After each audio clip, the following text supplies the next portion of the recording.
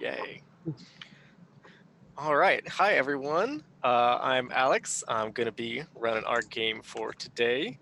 Thank you all so much for coming to our little playthrough of Microscope by Ben Robbins, which is what we're going to be doing. And first off, let's go around and introduce ourselves and share our pronouns. I'm Alex. I use he, him pronouns. I'll go next. I'm Rue. I use she, her pronouns. I'm Viditya. I use he, him pronouns. I'm Kevin or Nit. I use he, him pronouns. All right, perfect. So before we get going on our game, I'm going to get through a little bit of marketing, which will be very exciting. So we are going to thank some of our sponsors. First off, huge thanks to Tabletop Loot, our amazing dice sponsor, providers of fine dice for all your gaming needs, but not Microscope because it doesn't use any dice. Apparently, I only run diceless games on this channel so far. Head over to www.tabletoploot.com and use the code WTTPDICE to get 15% off your next purchase. We'd also like to thank So Nerdware. Maddie and his amazing merch shop are the sole provider of Welcome to the Party merch, so head over to www.sonerdwear.com. Use the code WELCOME at checkout to get 10% off your next purchase. So Nerdwear, it's what the nerds wear. We're also proudly sponsored by Roll20, the virtual tabletop that runs straight out of your web browser. Everything you need to play with your friends is ready at the click of a mouse, from click-to-roll character sheets to built-in video and voice chats. You can even upload your own maps and tokens. We just used that the other week for Shoot and Loot, which was really fun.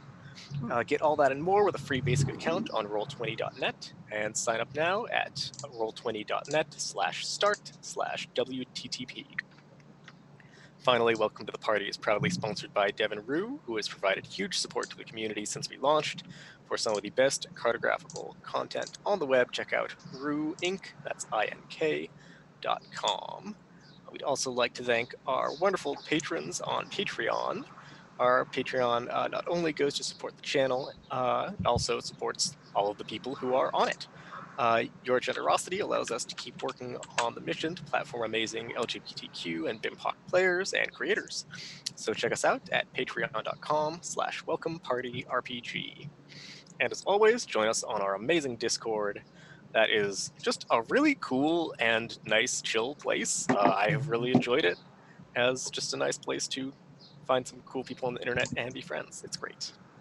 So we have introduced our players. I think we are going to get rolling on our game. So the first thing we're going to do is, I'd also like to thank, we are going to be playing Microscope for the first time that I have ever played it, which will be hopefully a seamless experience, but we'll find out. On an online platform called Utgar's Chronicles, made by Cal Sosnowski, who is just a hero to me, who said, you know what, it's really hard to play Microscope online. There's lots of half measures, you can sort of use Google Docs or whatever, I don't know, a lot of things kind of work, and just went, I'm doing it, I'm making it myself. I've made my own platform, and now it's specifically for playing Microscope, so it looks beautiful.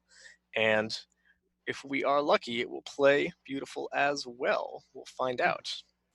So the next thing we're going to do is we will jump into our Microscope RPG PDFs to read through just a little bit of flavor text about what the heck the deal is with Microscope, the fractal role-playing game. Side note on that, I was a big nerd who was really into fractals and chaos theory and stuff in college, and so I was oh, fractal role-playing game, huh?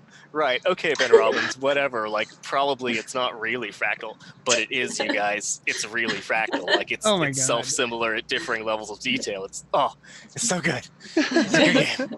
Okay. So, does everybody have their PDFs ready to roll? Yep.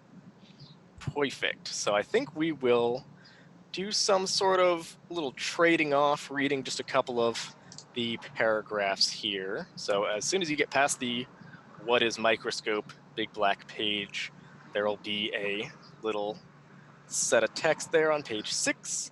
I'll just read the first paragraph, and then we can just go around.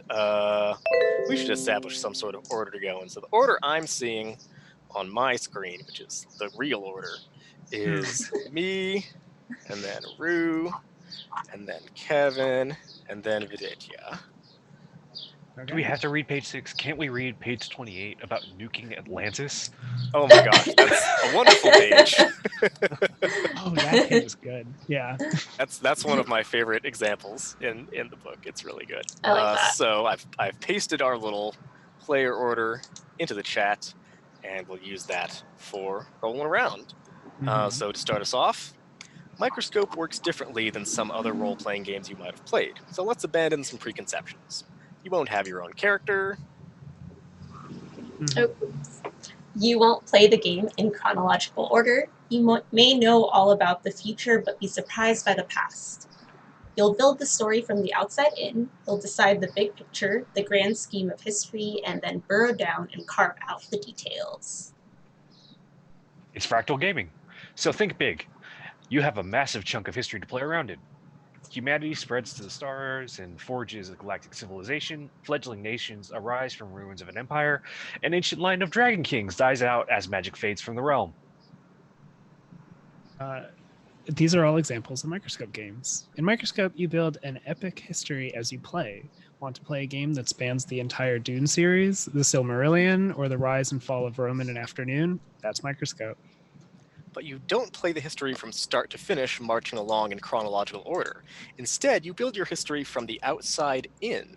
You'll start off knowing the big picture, the grand scheme of what happens, and then you'll dive in and explore what happened in between, the how and why that shaped events. Oops, sorry. You are free to jump backwards or forwards, zooming in or out to look at whatever you want, defying limits of time and space. Want to leap 1,000 years into the future and see how an institution shapes society?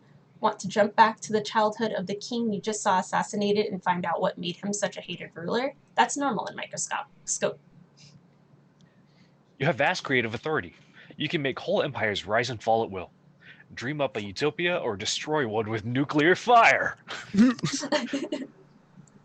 I guess there's more text here, but That's all we need. you have that power. But remember, you're not alone. Everyone else at the table can do it too. Where am I? Oh, you create independently, but not in isolation. Each facet you add to history builds on what other players built before you. You expand on their ideas, and they expand on yours. History might not turn out the way you expected. Be prepared to think on your feet. When you zoom all the way in to a particular, sorry, I'll take this time. All the players share the stage and role play together to find out something we want to learn about the history. Did the crew of the Icarus know the aliens were on Titan? Did the rebels really fake the government crackdown? Did the knights remember the original meaning of the ritual vows? We role play and see. The more you play, you do this, Alex. The more you play, the more your one simple summary becomes a detailed tapestry full of meaning and surprises. History snowballs. And that will be, I think, really fun for the audience to watch live as we go. Hopefully that will be a cool process. So we are going to, we're using some little quick start seeds to get Zippity Zap going on our, creating our game.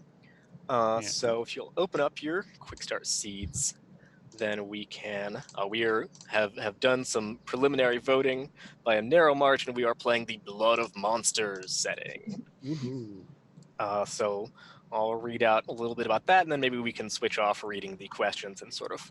So this is going to be the collaborative part of the game. During this part of the game, we're going to work together. We're going to hash things out. We're going to talk about ideas and throw them around and make sure everybody's comfortable and happy with what we're doing and like really jazzed about the ideas that are going on. And then once we are done with this, we're going to do a couple different steps that are in the collaborative phase. Then we are going to be in the deal with it phase, where you just say stuff and then it becomes true, and it's an amazing feeling because you're like, hey guys, guess what? The moon explodes. Deal with it. And then like, yep, the moon has now exploded. You put that down as an event, and then that's a thing that's in history now. I've nuked be a Atlantis. Yes, exactly. It's very fun. So, our Blood of Monsters setting says the blood of monsters runs through the veins of some, passed from one generation to the next since the deeds that first spawned them. They are mighty overlords, kings, or terrors. We'll answer each question together, picking an answer provided or making up our own. The last two questions are going to create the bookends for our history. Okay, so just the first question. Mhm. How does a bloodline start? A, slay the monster and drink or bathe in its blood. Super light stuff. B, Uh-huh. make a pact with the monster. Or C, mate with the monster. As I mentioned before, it is theoretically possible that my 11 and 14-year-old niece and nephew are watching the stream. If you guys are there, you have to tell me. Hi, are you there, Alex and Abby? Art.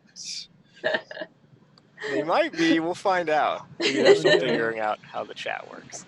At the least, they may watch this later on YouTube. So I might ease off on my usual favorite option, mate with the monster. Okay. That leaves us only with one other clear option: murder. It's true.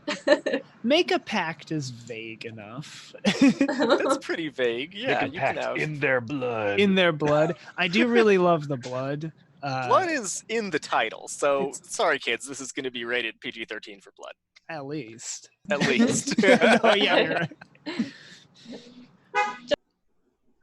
There needs to be parental guidance, that's all. Yeah, all. yeah.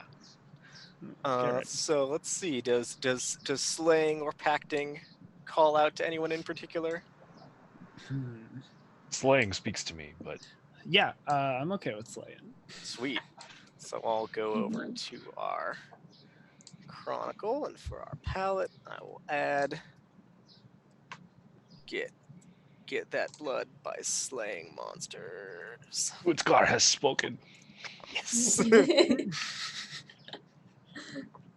All right, over to our next question. Oh, it's me. Is it? Right. Yes, Yeah, I it's think you. so. Okay. How common are people with the blood? There can only be one for each monster at a time. Only a handful at a time. The power may sleep for generations.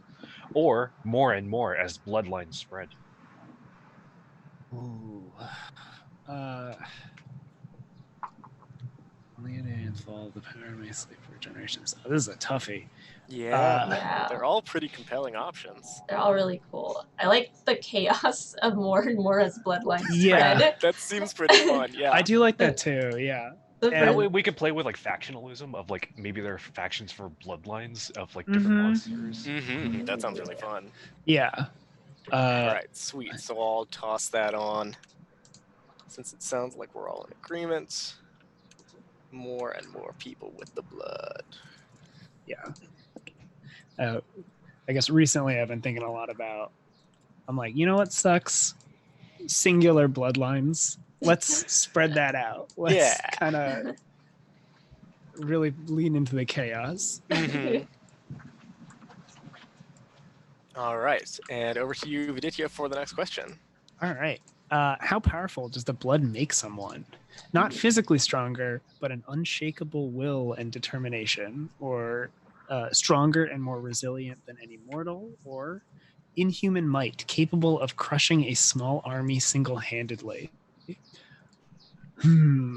I am kind of leaning towards the more like vaguer, like nebulous, stronger. How are you feeling? Like the middle row. Mm-hmm. I mean, if we're giving everybody blood, make them inhumanly mighty, capable of crushing small armies, so that the whole planet is just That's ultimate actually chaos. yeah. More and more and more of them. What if like everyone? I'm Everyone, ditching that, like but I'm not hard and fast on it. I'm cool with the middle ground. I do. That's it. But you bring up a good point. Like I didn't really think about the fact that it's like an army of 100 people is just one person, but you have 101 people Yeah. armies. There's so many armies of one. There's an army of them. Yeah, I could get on board for that. That sounds like some shenanigans. Let's see. Yeah, I like that. Yeah, there's something there. It's like that movie, The One, but there's more than just the one. Everyone's the one. Yeah. Well, I'm the one. All right, And back around to me. Do they look different than normal people? No visible difference, some telltale signs, or blatantly half monster, half human? What you think? If we got a lot of different people, maybe I can see it either like I'd be kind of down to do like either no visible difference or there's like a little bit of like, oh, you know, what monster your blood comes from, you have a little bit of features of it. Mm-hmm. I Yeah, think I can get into both the extremes are like signs. pretty dramatic. Exactly, yeah. Yeah. It's like that with one where you can't, with no visible difference, you get the drama of like paranoia and like you get to reveal yourself as this thing. But Yeah. of blatantly half monsters, it's just you're just a badass fucking monster, man. Right. Yeah.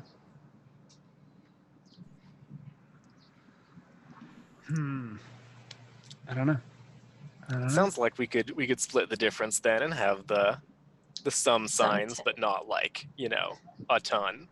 Yeah. Yeah. Maybe some of the signs are like not evident, like super visible, like you can hide them. Yeah. That's cool. Okay. Over to Rue. Okay. How does the history begin? First bookend period. First monster but bloodlines begin with exiles seeking power to defeat the overlord. Hero defeats the monster, gains its power, and becomes a mighty conqueror. Or last monsters of ancient days hide from men seeking to live in peace. So this is going to be a period, which is one of our mechanical things in Microscope. So we're going to have 3 different types of cards that we can put down on our digital table here. We're going to have periods, events, and scenes. So a period is going to be, we'll lay it down like a tall triangle. Nope, rectangle they're called. My fingers looked more like a triangle, so I was like, I got the shape wrong. It'll be a tall rectangle. And a period is a very long period of time that is like long enough that we also don't define how long it is, but it's probably like hundreds-ish of years. And one of the reasons we don't define exactly how long a period is, like you can't put a card down and say, this is the first thing that happens in that period, or this is the last thing that happens in that period. Because like we went through in the little speech, there's always sort of more room in history to say, oh, but before that, when this person was a kid, this thing happened. And then before that, their parent did this. And then before that, this happened. So you can always go back, or you can always add more on. You know, we could theoretically play this whole game with like the 2 periods we're making at the start and just put a million events in them. We probably won't, but you could. One other thing that I always forget to mention, and didn't this time, yes, is there are 2 like hard and fast rules for things that you don't want to put in a Microscope game, which are no time travel and no immortals. So we, the players, are already going to be jumping around our history, like time traveling around and saying when stuff happens and just like doing whatever we want. So having characters who also are time traveling is just bananas. And if you want to do that, there are rules in Microscope Explorer, the new version that just came out not that long ago. So go check that out at Ben's site. I think it's arsludi, arsludi.com. But for now, we're not doing any time travelers, and also no immortal characters. So even if somebody is like a super cool monster person, they're still gonna be alive during one period. Basically, a period is long enough that nobody who is alive in one period is alive during the next period. And that's partially because as we're putting periods down on our timeline, you can also just say, oh, I'm going to scooch your period over and add another one in the middle, and then scooch that over and add another one. So things that seemed like they might have been very close to each other in time might actually be very far apart, which is one of the really fun things in this game, as you're always getting your expectations mixed up. And I in think this that's one, all the background we need to know on what periods is. in this scene in particular, since we're playing with like generational history, like it's a lot more interesting for them not to be immortal. If you have both Yeah. generational and immortals, then it's just Right. the same people forever, and You're then like, just more of oh, them and more of it's them. More Dave of them. again. Yeah, Monster Dave. He's here. Yep. he's back. Hey, great grand uncle. How's things? Okay. Haven't seen you in a couple millennia. So my massive digression there aside, do you want to reread the questions there? Yes, I can. So, how does the history begin? First monster bloodlines begin when exiles seek power to defeat the overlord. Hero defeats monster, gains its powers, becomes a mighty conqueror. Last monsters of ancient days hide from men, seeking to live in peace.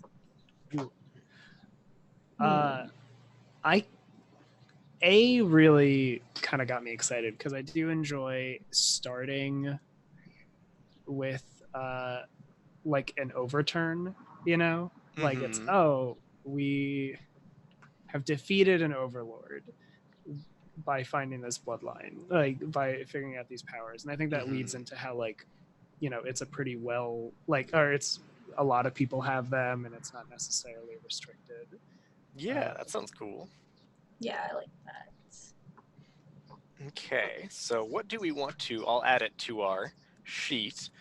So when you are making a period, you will be doing two things. First off, you're doing three things. You're going to tell everybody a little bit of details about the period, just sort of like an overview, like you would if you were telling someone about the Renaissance. Like, oh yeah, it's this cool time. There's a lot of stuff going down in Italy, and people are making inventions. There's like artists who are getting sponsored by patrons, and there's a bunch of like backstabbing in nation states and stuff doing things. That's the Renaissance, and then you'll write down the Renaissance on your little virtual card. Right. And you will also tell us if your period is light or dark. And what that means is it is a fully subjective thing that you say that doesn't have any particular mechanical consequences, just like flavor consequences for like how you feel about the thing you've put down. You'll do that whenever you put down a card. So a period of enter scene will always be light or dark. And it's just up to you to decide how you feel about it. Is it kind of like more good, nice, things are all right? Or is it like, ooh, things are not great, we're not so sure about how this went down? There's no half and half. You have to pick one or the other, which the person on Utgard Chronicles has lovely done with a radio button, so you have to pick one or the other. Nice job. Gotcha. And for example, if you had an event that was like Raiders sack a city, normally you might say, that sounds pretty dark, but if you're on the side of the Raiders, that's a light event. That's great. Right. Okay. So that's what's up with light and dark periods. I like that. So for our overthrow of this overlord, does anybody have like a cool poetic name for it, or any additional, flavor they want to throw on it?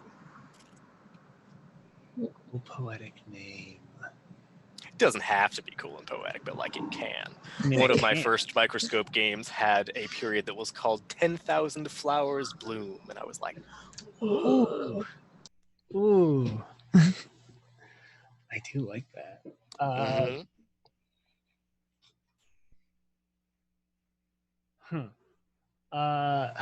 Do we want this to be a light or a dark period? Might help.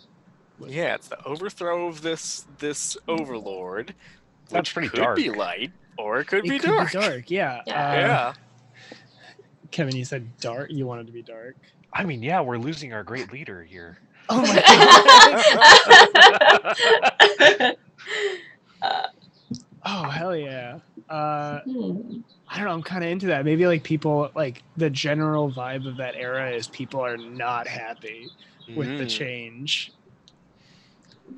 Nice. Like there's a bunch of growing pains. I kind of enjoy that actually. Nice. And then like how we move that into other things. Ooh. Cool. I might say like the overlord is cast down. That's the era. That's the period name. The period name. What do you think I about like that? that. It's got Yeah. kind of that Lord of the Ringsy flavor. All right, so I'll save that. So that's our period. And then we will make, so that's the start of our history. And then some unimaginable, unknowable amount of time later that we will not specify comes the last period of our history, the other bookend. So, who are we over to? Kevin, I think? How Can does read history us end? the end of history. One bloodline destroys the others and reigns unopposed. I mean, there are no other options. That's like those of the blood are hunted down and destroyed for the beasts they are. Uh-huh. Blood is so diffused by intermarriage that its power gone, even where its prestige remains. That feels a little essentialist. Yeah. I mean, you're kind of the A is pretty cool. It is pretty cool, and it's kind of got a nice symmetry where it's like, mhm. we got rid of this overlord. Oh, but then again, in the end, And then Yeah. in the end, I'm excited to see how that goes. cool. And Because we I can, am not up for racists hunting down the monster people Yeah, or no, Yeah. thank you. And And then also, too much blood mixing.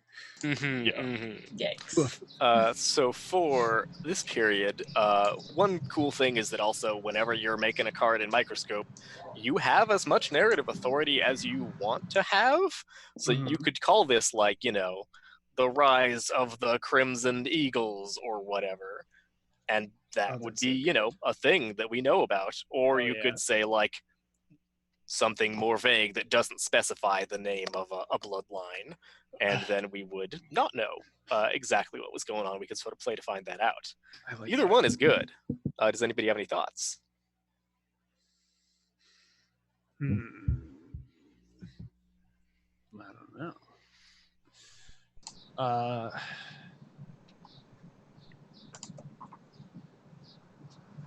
And viewers, we are so close to the end of the part where we all sit around going, but also like this is the meat. This is really like where we're sowing these rich like narrative seeds into our field that will later grow into beautiful story trees and corn and stuff.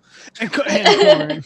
Trees don't really grow from seeds. Yeah. Like We apple got tree. trees that grow corn. This is Microscope, baby. Yeah. This is what you came for. Okay. So we're trying to pick out a title for the period, same as we did for the entry, right? Mm.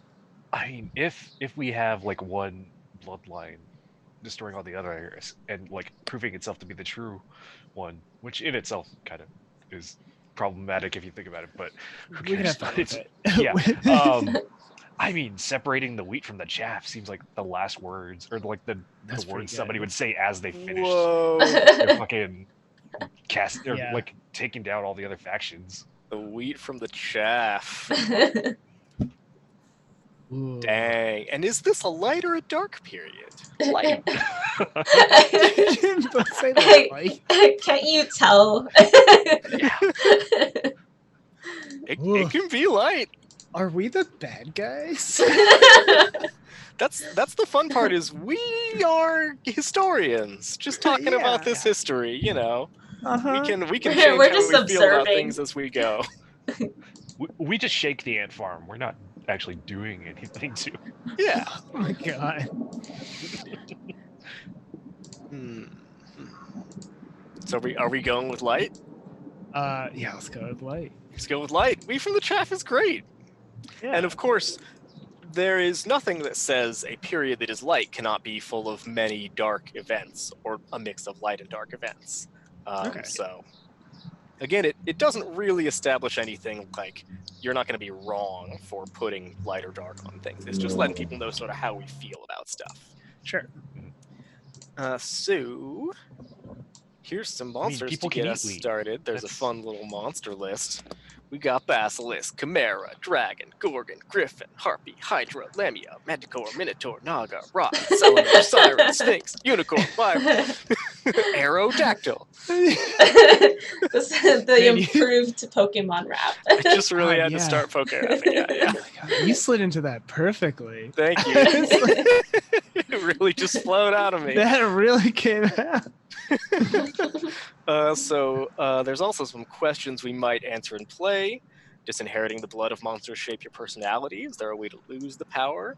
For a twist on a fantasy theme, extend your bloodline from ancient days into the modern era. Scions of monsters could be hidden around us, fighting an unseen war. Gorgon for president! Wow.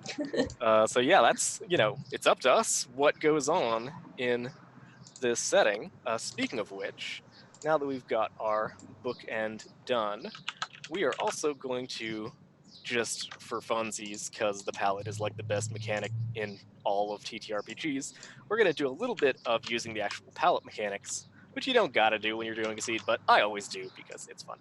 Mhm. So what the palette in Microscope is it is a list of things that you would like to see in the game and that you do not want to see in the game at all. This is potentially similar to, but also more usefully separate from a practice like using a safety mechanic like lines and veils. We've talked a little bit about some lines and veils we have before the game, so we're not going to be using up our turns on that.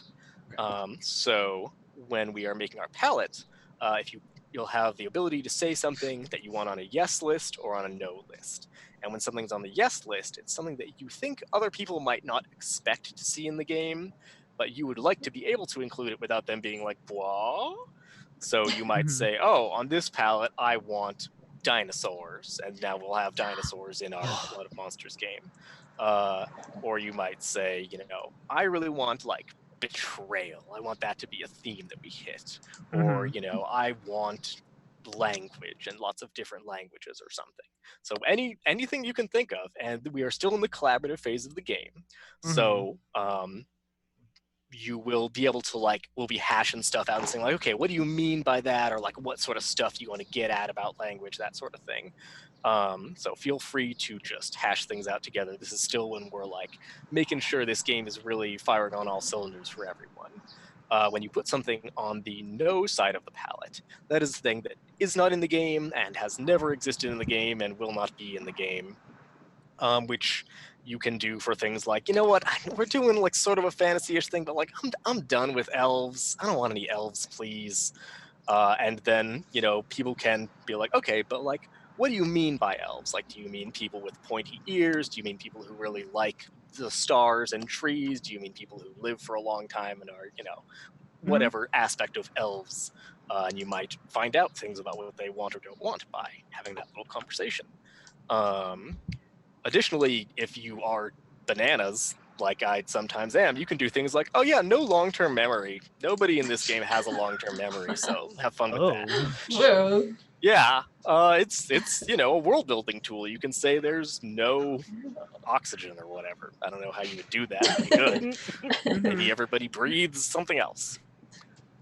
So that's how a palette do, and the way that you will put things onto the palette is we will go around not in any defined order this time, which will be fun on Zoom, but we'll figure it out.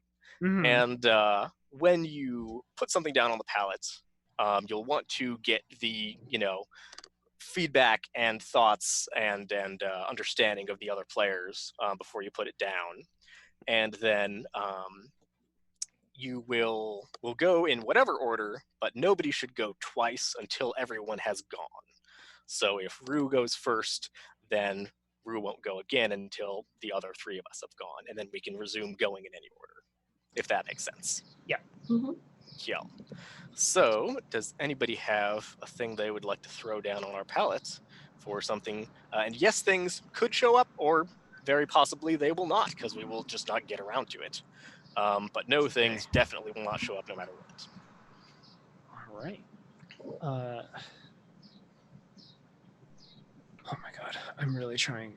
Like, I want dinosaurs. Who maybe dinosaurs Who betray? Dinosaur betrayal. Dinosaur betrayal is Where- very. Well, I'm putting dinosaurs on the no palette. Sorry. No, No. No dinosaurs. no dinosaurs. All right. You brought it up. though. I always say dinosaurs as an example, and then I realize that people are immediately going to want to put dinosaurs into whatever game we're playing, and then I'm like, dang it, my example was too good. It was very good. I regret everything. No dinosaurs. I'm sorry. The viewers are now like, well, I'm logging off. Bye. What was the Dinosaurs, point? he says. dinosaurs. Very important to me, but I If we respect couldn't have them now. dinosaur bloodlines, like You can have like cool lizard people. With, I was just you know, gonna say, I was oh, like, this what lizard about person's got a bunch of like triangle plates on their back. Who knows what it is? That's what it is. Yeah. lizards, but make them super giant, and also Big with really lizard. That's a long. monster. Salamander's on that list. Oh my god, Big moist lizard. giant salamanders, yes. Or a big fiery lizard, I guess, depending on who you ask.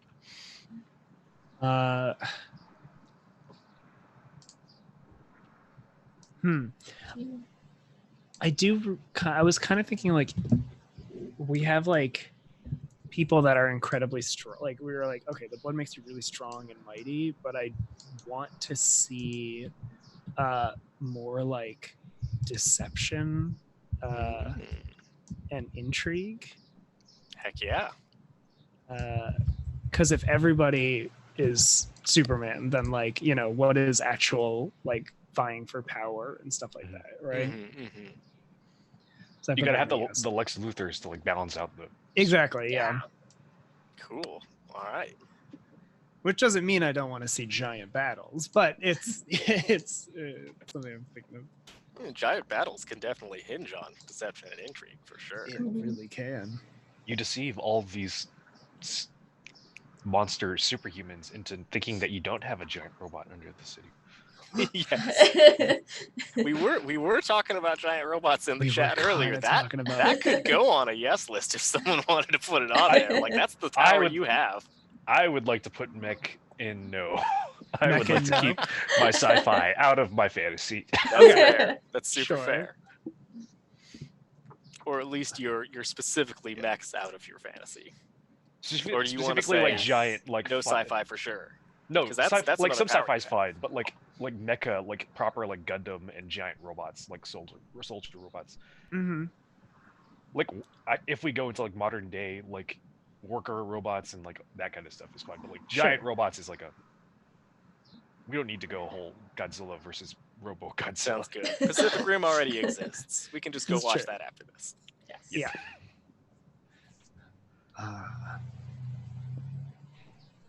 So no max.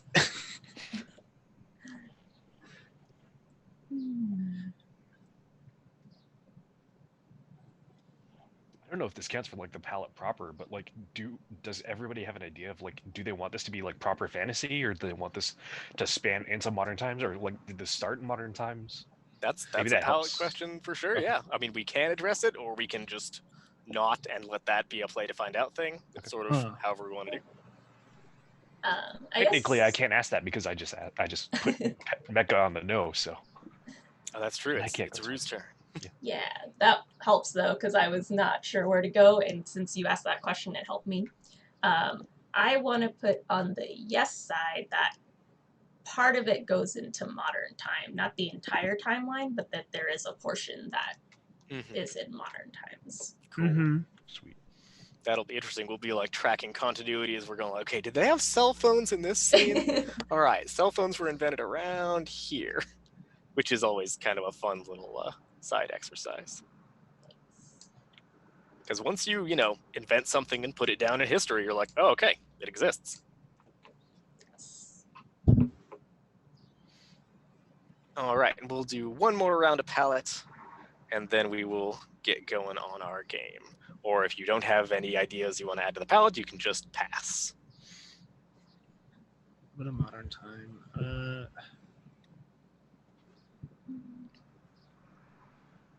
I don't think I have anything specific. I kind of want to put down a palette thing about like, what do I want to say?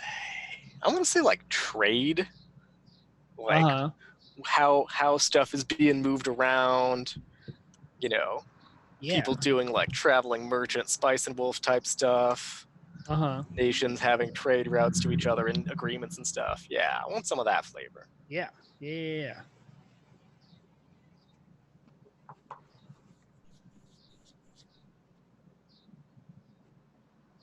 I do actually really like that.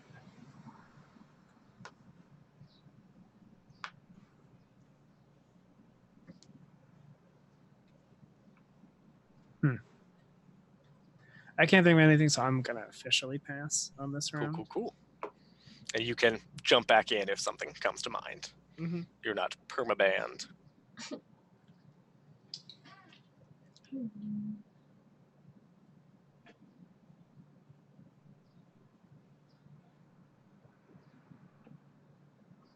And if you have like 30% of an idea in your head, this is the time to just like talk it out and be like, it's kind of like this.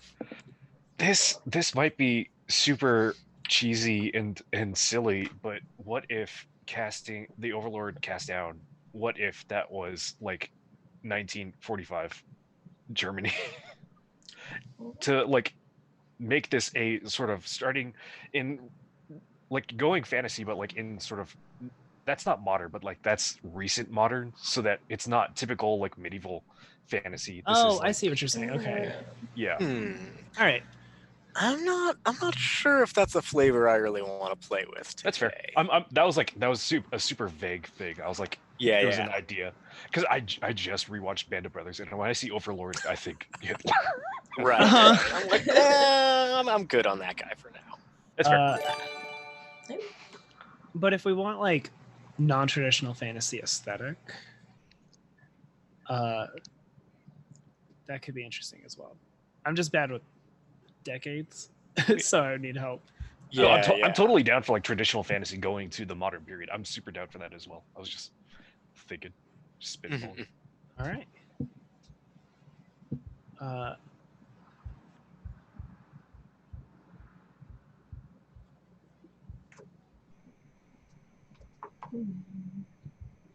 would I?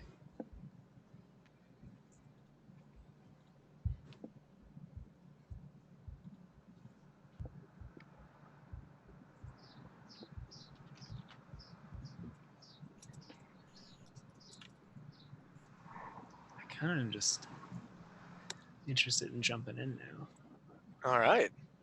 Rue, you got any last thoughts for Kevin? I don't think I can think of anything at the moment, so I think I'm good. All right, officially sweet. All my passed. ideas are like going into the periods we have and like periods that fit between rather than palette stuff. Well, you are in luck because that's the next thing we're going to do. Woohoo. You're ahead of the game. So, the next thing we'll do is, and you may want to bring up your cheat sheet in your tab that has the little quick reference for stuff. Excuse me. So we've gone through our bookends of history. We've gone through our palette. We are now done with the deal with it phase of the game. No, we're done with the collaborative phase of the game. We're in the deal with it phase of the game. So we are no longer going to be hashing things out. We are just going to be making declarations and making history and writing it down, and then it's real. So get ready for that. The next thing we're going to do is called the first pass. So normally when we're playing this game, we are going to be going around in order, in our little predetermined order, and we will be focusing on specific things. So somebody is going to come up with, someone will become the lens, and they'll decide on a focus that they want to talk about, and they'll say, all of the stuff in this round is going to be about cupcakes, and then everyone will make cards that are about cupcakes in some way. Yeah. And that will be how things work just a minute from now. But right now, during our first pass, you can make stuff about whatever you want. So if you have like an idea that you're like, ooh, I really want to see this, just say it now. Like there is absolutely no reason to save it for the right moment or whatever, because you may never get that chance if you can't relate it back to the focus that someone comes up with. So just do whatever, and you have as much power as you'd like. Your event, if you're making a period, you'll do the same thing where you say, here's sort of about what the dealio with my period is, here's its cool name or its boring name if you like, and it's Uh-huh. light or dark, and bam, here's where it is in the history. Of course, the first period is going to be in between our two existing periods, nebulously in time. But after that, you can say, aha, this one is going to be, after this or before this or whatever. Okay. So when you're making an event, which is a new thing you can do now, that is when you're going to put it inside of a period. If you mouse over one of the periods, it just has a little button that says add event, and then you'll type in what's up with your event. So for an event, you will give us a little bird's eye view, a couple sentences about something that went on in history. So you might say, oh, this period is, Star Wars and like A New Hope, and then the event is Luke Skywalker blows up the Death Star. Gotcha. And you could go into a little more detail than that, but if you want to go into like lots of granular detail, that's when we'll play a scene and you'll say like, oh, how does Luke learn to destroy the Death Star? Like, what's up with that? And then we'll play that and find out. Yeah. But for now, you'll just do a bit of detail.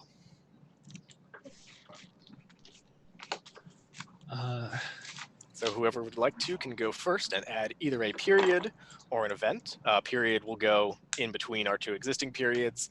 An event will go inside one of our existing periods. So you could either do an event during the Overlord is cast down or during the Wheat from the Chaff. You can for sure put an event, right in that last one and be like, oh yeah, these people take power, deal with it. You can't put an event inside of no period, which fortunately this interface doesn't even let you do. So, haha. I've got an event. Right, I want to hear it. Just a couple sentences, right? Broad strokes.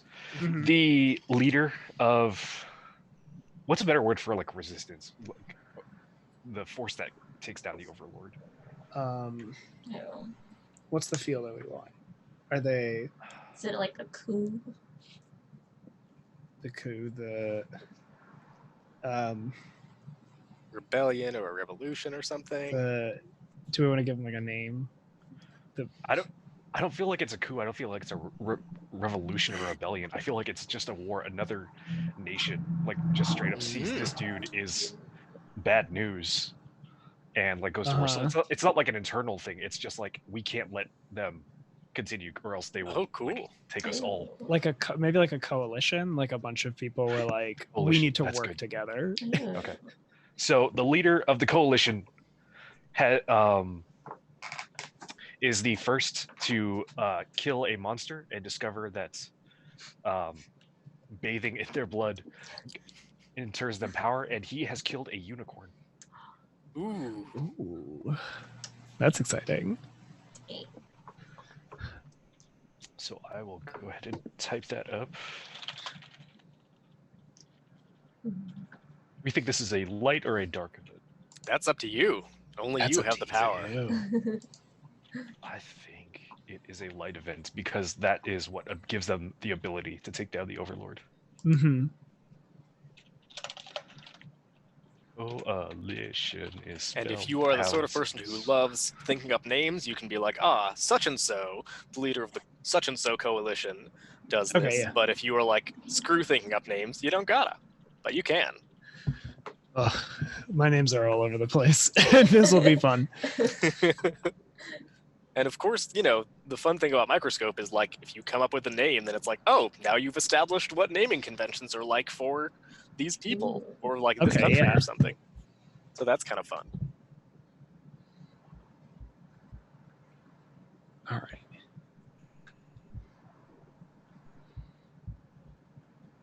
The card. Am I not seeing it? Oh, there we go. There we go. Yep. The unicorn is felled. Oh, Ooh. I mean, yay! Oh yeah. It's what we want. Huzzah! Hooray!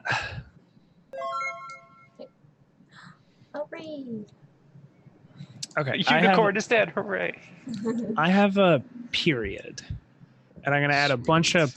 Okay, there's gonna be a bunch of proper nouns in this. All right. Rock and roll. So it's gonna be called the reign of the Brotherhood of the Sundered King, the Sundered King is the Overlord. That's Uh-huh. what people call him afterwards. And so I'm thinking like this is a period where those who still believed in their rule kind of come back. Whoa, Ooh. that's fun. And is that light or dark? There's well, I like that we had like it. Okay, so their death was a dark period, and then also this idea of like one group gaining power over everybody else is a light period. I'm gonna make this dark because I think there's some contrast. Yeah, that sounds good. Mhm. Oh, Nerdalopedia is rating us with a party of 4. Welcome, welcome. Hey, hey, hey. We are playing Microscope by Ben Robbins, the game of fractal history with the Blood of Monsters quick start seed. We're just learning about the reign of the Brotherhood of the Sundered King. God, that's fun to say. Ooh, that's great. That works perfectly because I was thinking of something which I think was going to be a period, but I think now will just be an event within the reign of the Brotherhood of the Sundered King. I was going to call it the Stifling. The Stifling. And I think so. This was a period where a group that followed the Overlord tried to rise back up. Is that correct? Okay. So the Stifling is when the group of monsters that were in power, or the ones with the monster bloodline, went through and tried to just completely get rid of anyone with those leanings. So anyone that is in that Brotherhood. Cool. Okay. I really like that we don't know when this is in this period, too. Like, Yeah. it could be that, like, oh, and it works, or like, oh, it doesn't work. It doesn't work. Oh, I like that. Oh, I have a question. Mm-hmm. General question that we might answer in play. So if people got ideas, but how do the monsters feel about us slaying them for power? Is this like Yeah, are monsters sentient? are monsters sentient? Are they in on it? Are they like cool? We haven't established that. We'll give you okay. If we want to establish that later, then we can. But I just thought I would throw it out there. I mean, somebody might want to do it before me because that unicorn's not going to have a good time if I get to it first. Oh. The unicorn was like, "Thank you, Gary. Please, I needed no. to die." I need to. I guess they don't have to die for you to bathe in their blood. Nobody said that. Nobody They said did. that. Maybe they got a lot of blood. Or maybe it's not a single tradition. Maybe some bloodlines are more mutual than others. I have a mechanical question. Mhm. At the end of this game, do we name like this epoch, this whole like timeline? Oh yeah, we actually will. Yeah, you know, if there's like, oh, that was like the thing, we can definitely change it. For now, we could just call it Blood of Monsters or whatever. Feels like a good summary. I would it's like to sort of- pitch Reign of Blood, like Reign rain of spelled like Blood. rain is Rain. in Reign of the Brotherhood, but That's great. because Slayer. Rain of blood. Boom. Alright, and I made this Stifling.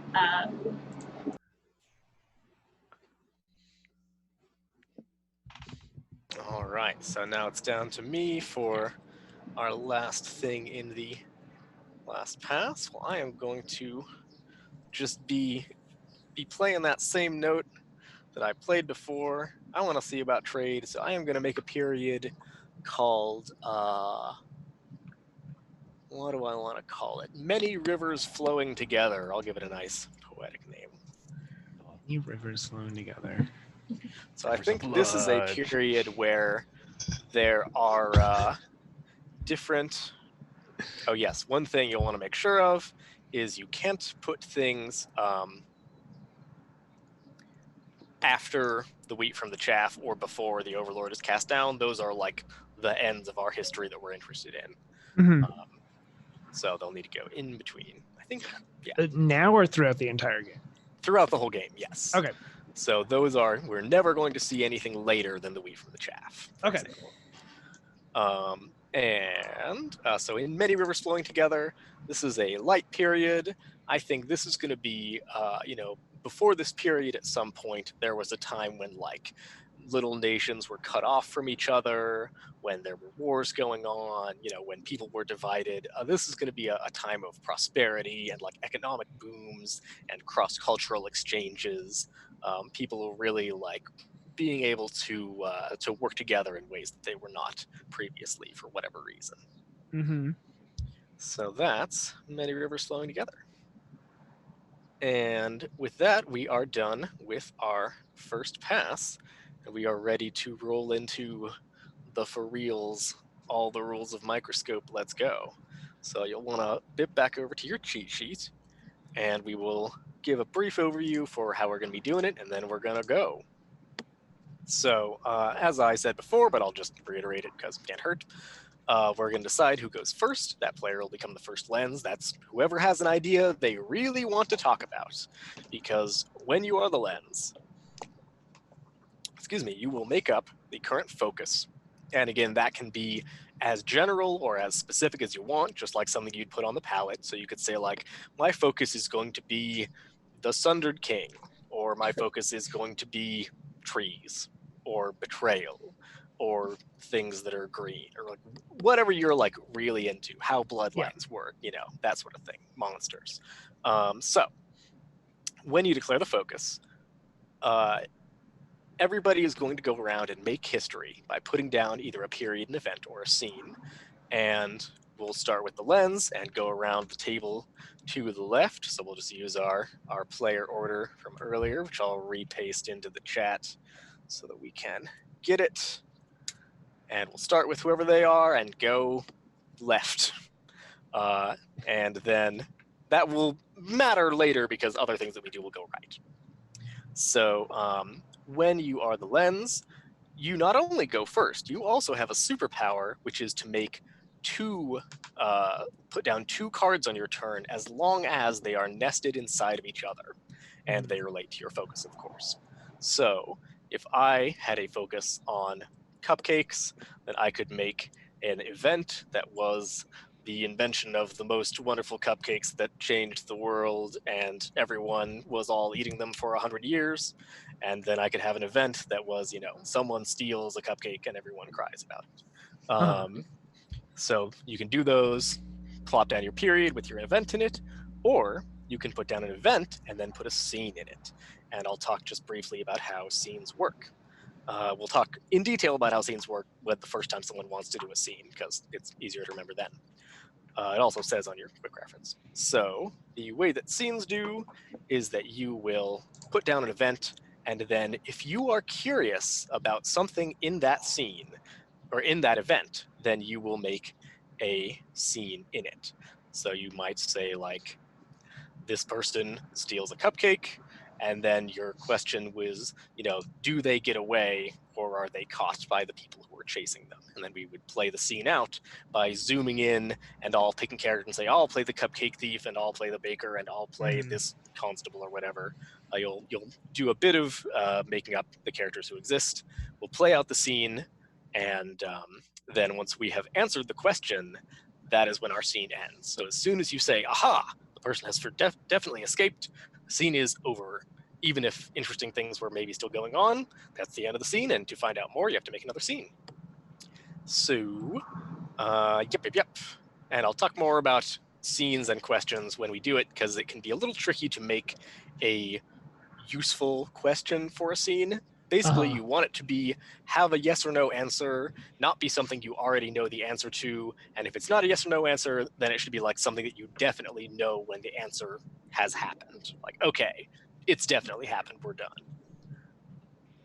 Like, who survives the, crash or something? Okay. Would be a question that has a definitive answer as soon as somebody crawls out of the rubble. Exciting. Yes. So so you'll put in either a period with an event in it or an event with a scene in it, and that's your superpower as the lens. Then we'll go around to the other people at the table, and then when we get back to the lens, they will do it again and make another period with another event, or another event with another scene, or whatever they want to do. So if you want to be a lens, make sure you really care about the thing that you put as the focus, because you're going to be talking about it for 4 cards, which is a lot. And then we'll do some end of turn stuff about legacies. You don't have to worry about that yet. Sure. So would anyone like to be our first lens and pick our first focus?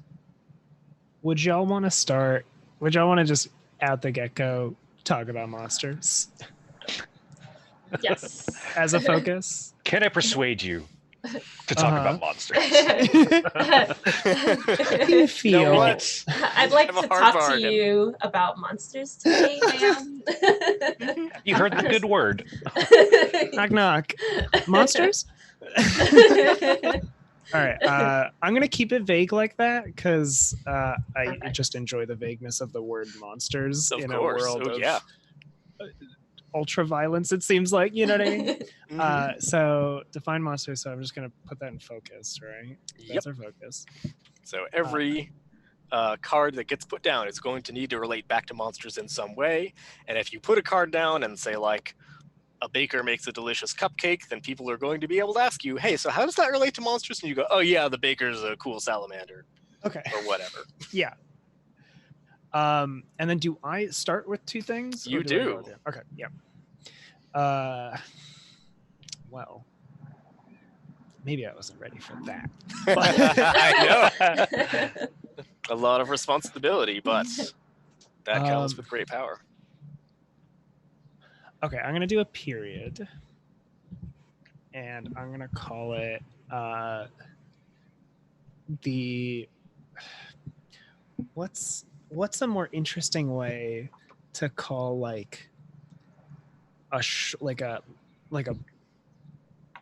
the blood shortage? Oh, that's gross. So one thing that is in the rules, drought. and we don't have to play rules as written, but Ben Robbins will yell at me, is that it says, don't ask other people for help on your turn. Oh yeah. Not even for like word definitions or coming up with names and things. Like just dig deep, feel in your heart what it needs to be called, and put it out there, and like history will be richer for it being the thing that you spent 30 seconds thinking up.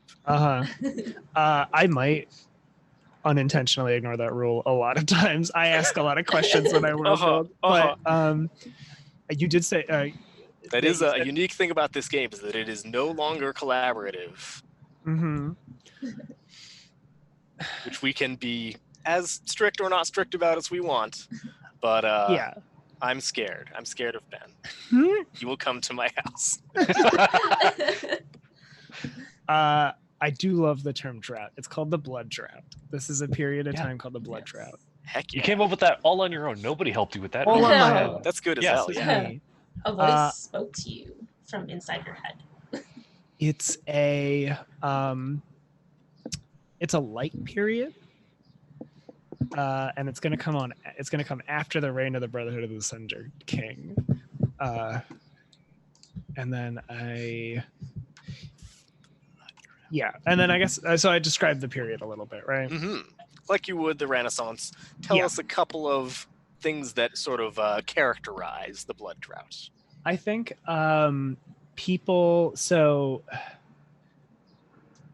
monsters aren't being slain as much, or like I think this might be a period of there just aren't new. It's more of a monsters are like kind of regrowing. Like they're like, okay, clearly something's going on here. And they've either fled or they're like, or just civilizations have been like, we're not going to slay you anymore for a little bit, because I'm going to assume that like, I feel like in this period, it's when we kind of hit that blood, like there's just a ton of bloodlines. So you actually kind of don't have to bathe in monster blood for you to get some power, you know? I trust me, I still think like it, like to Ignore be me. I'm just making faces for fun. to be the strongest, you still gotta like you gotta like slit a dragon throat. But this is like a period where power isn't like physical might isn't the focus. Is I think like what I'm thinking of. Mhm. And or it's a rebuilding period is I think a better way of putting it. Mm. And then I'll create an event, and I'll create and I think the event will be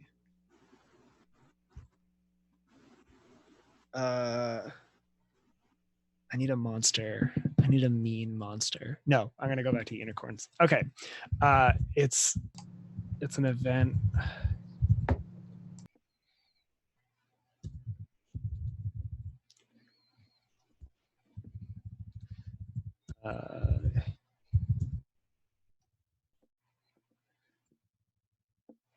I'm gonna say the unicorns invade and take over a kingdom. I want that to be an event. Yo. See, that's why it was a good moment in the beginning, because the unicorns are assholes. Yeah. The unicorns are like, we haven't forgotten, buddy. Excuse me, you keep bathing in our blood? They're like the dolphins of monsters. They just look cute. Yes. I mean, they run real fast in a singular direction and have a very sharp thing on the body in that singular direction.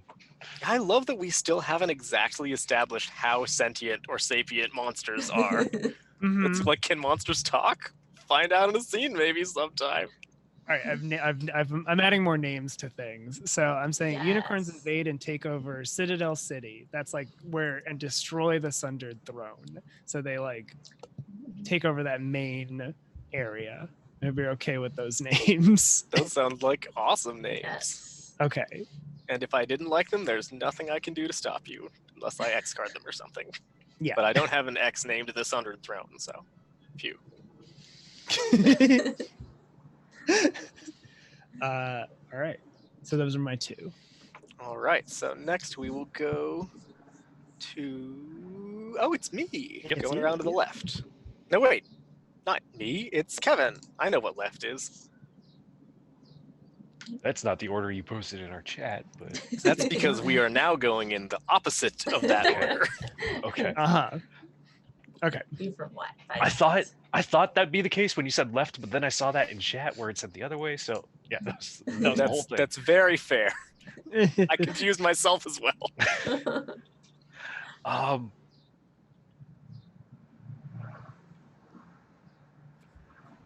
So you can make a period, event, or scene anywhere in time as long as it relates to monsters in some way. Yeah. I would like to add an event to the wheat from the chaff, Oh yeah. where in which the unicorns eliminate all the other monsters. Yes. Amazing. I love me aggressive asshole unicorns. It was unicorns the whole time. They were the so wheat. into it. They were the It's wheat. unicorn bread. You know, I don't know what the negative in the phrase "the wheat from the chaff" is. Like what a chaff is. I don't know what a chaff is. I assume. I think it's something you shoot out of a It's- plane to deter enemy missiles. I don't know why it's related to wheat. I believe chaff is like the husk around the wheat germ. Okay. Like you've All got to like you've got to like whack. This period's about wheat, threshing, and- yeah. Yeah, Mm-hmm. in order to separate the edible parts from the inedible parts. And There's a lot the of wheat is the edible husking. part. The chief is the inedible part. Yeah, it's basically the husk. Okay. Unicorns are edible, is what we're learning. That's what we're learning. I'm sure they are.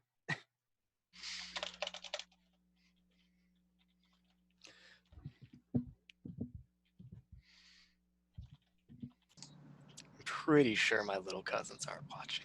My little nieces. All right. Guys, we're not talking about eating unicorns. Cover your ears. Right as you say that, someone in chat is just unicorn on the cob. No. The Amazing. unicorns stand tall, alone among men. Ooh. Wow. I Cool. love that. We can voice Alrighty. men because that's the whole thing, I guess. Lord of the Rings style. It's very Now we are over to Rue. For Rare Karma in the chat, the unicorns are indeed unicorns, with horns and everything. And people have so far gained supernatural power by bathing in their blood. They're Back at the species start and a of our faction. history. There are species that made themselves into a faction. Here we are. I love that. We hunt monsters for their blood to give us power, but then now we've established the monsters hunt back. That's awesome. Or at least they hunted all the other monsters. Or they, yeah, there's Yeah. now we have just monster politics on top of. If monsters bathe in the blood of other monsters, do they? Is it exponential power? Ooh, these are the sort of questions. These that are we questions. we can go for. Yeah, It's Yeah. monsters cubed. that would be a great question for a scene if we want to Oh, play with boy. that sometime. Oh Okay. my god. Then we But can all for do now- unicorn voices murdering. Hello, I am here to strike you down. My unicorn's name is Twilight Sparkle. She likes bugs and murder. Alright. I'm trying to think of some other monsters, which I think I'm gonna be pitting against the unicorns. Noise. I'm just trying to think what they would be. And What is- there's the monster list on the Oh. document, but also like you can make up like a Norflorp. You're like, oh Mhm. yeah, let me tell you about the Norflorp. I want something that's the antithesis of unicorns. What is Ooh. the opposite? Oh, so not Pegasus. not earth ponies either. Giant Wow. mole rats. Ooh. Pretty good. um, hmm. I do like that. I also really liked salamanders from earlier, so I think we're just gonna make them. What is the thing when you like combine animals? Is that a chimera? Yeah. Ooh. Oh yeah. Okay, so it's gonna be mole rats and salamanders together. Oh. Awesome. Let's see. I'm trying to think. Can I ask how it looks when these two species I'm are thinking. combined? Yeah, How I are you need. imagining? I'm trying to think if it's like I need parts. if it's like literally like some kind of like it's got the head of a salamander and a body of a mole rat, or if it's like some combined form.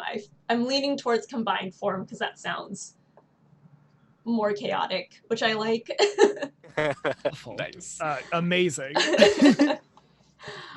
So I think it like looks like a mole rat, has like claws like a salamander, and then Breathes fire. yes. And 'Cause then that's what salamanders do, right? They breathe fire. they do in this world. Yeah. And I think the skin still looks like a mole rat, but it's all scales instead. Ooh. Nice. And they're gonna be like super huge and not like regular salamander or mole rat size. I think they're gonna be like They're 3 inches long. And The unicorns just stomp on them. Yeah. Maybe, although them being small and being like ants might be kind of interesting, where like together they can take down like unicorns with like a swarm of mole rat manders. That is the working title. I don't think I want to call them mole rat manders, but Mole rat manders. It's fun to say. Sire, the mole rat manders are at the gate. Just call them souls.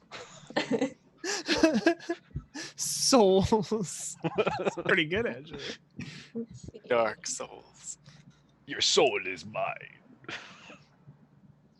can't think if I want that to be a period, or I want it to just be an event. I think it's going to be an event under the blood drive.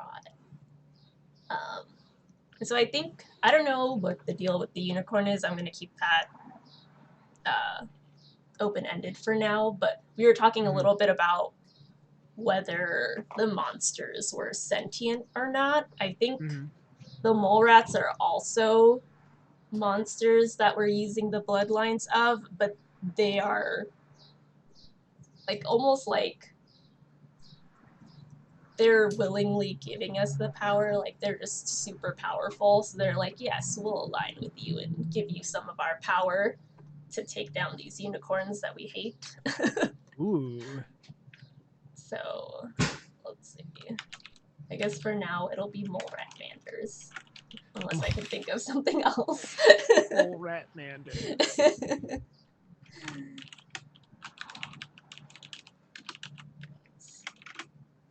Yeah. So I think the event is like some epic battle between the unicorns and the mole rat manders, where they willingly give us, or willingly give, I don't know if we've established that we're people, but whoever has the bloodlines are being given the bloodlines of the mole rat manders. Yeah, we've got some I think some verbiage around here. The unicorns are alone among men, so I think most of everybody is human. Although I have played some good Microscope games where you just put humans on the no palette and you're like, yeah, what's up? What's up? Just add to the chimera. Molamanders. That's a good way to say it. Want it. Okay, I do like that. We're gonna pretend that I came up with that. I'm sorry, Ben. I tried. The chat was too strong. Words were too creative. It is actually a fun. I think the intention of having the don't do stuff on other people's turns or come up with suggestions rule is a really admirable one, because it's sort of like makes space for quieter players to like have their real thing where they can like go. So as someone who tends to be a loud player who just like slithers all over the scenery everywhere, I like try really hard to rein myself in. But obviously we're all having fun and it's good to go. Yeah.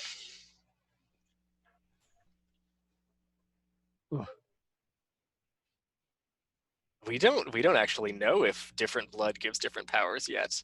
We haven't seen anyone use their sick powers.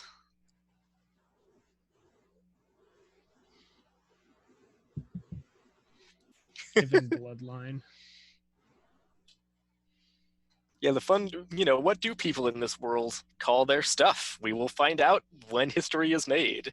There's a lot of things that are sort of in this nebulous, like anything that we have talked about that isn't written down on the timeline is just speculation. Things become real when they're on the page. Cool. Alright, so the humans are given blood from the molamanders to help defeat the unicorns. I think they push them back, but they don't actually defeat them. So the unicorns still like reign somewhere. I love the idea that like unicorns are a persistent threat. We've our timeline starts with finally somebody discovers power by killing a unicorn, and like that's it. It's all downhill from here. It's been all downhill. The unicorns since that day were like, we will win. It might take a while, but but it's coming. We're coming for you. Your overlord was not the one you should have feared. It was us all along. That's really good. And then I'm sorry, for this scene, how does that go again? I think I've so for scenes, the way they will go is to make a scene. You will need to have a question about an event, Okay. And then you will ask the question, and then we'll do some setup steps to start making the scene. And then we will all pick characters via a cool little method. And then we will play out the scene until the question is answered. Then we'll write down the answer, and then we're done. Cool. I'm going to do an event for my thing, though. So I think I want an event during the reign of the Brotherhood of the Sundered King. And I think that what I want to say, because I want to nail down, are monsters sapient or not? And I think Okay. it's more fun if they are. And you all have to deal with it. At least Yeah. some monsters are sapient, because I Yeah. said so. So I think that I'm going to do this. The thing that I regret every time is make myself come up with a bunch of names. So I'm going to say that the head of the, what are they called? The head of the Brotherhood, Hmm. whose name is Veles, is revealed to have a monster girlfriend, and they just like abandon the cause and run off together. Let's say that her girlfriend is a harpy. Yeah. Ooh. I was just about to ask, are demons a thing? Or no, harpies are demons, huh? No. Harpies aren't I'm thinking of demons. different fiction. All right. Can love bloom even on a battlefield? Yes, it can.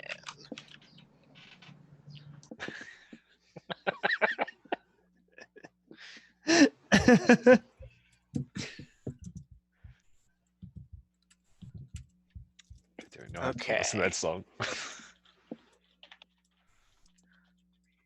All right. So Veles, head of the Brotherhood, has a harpy girlfriend.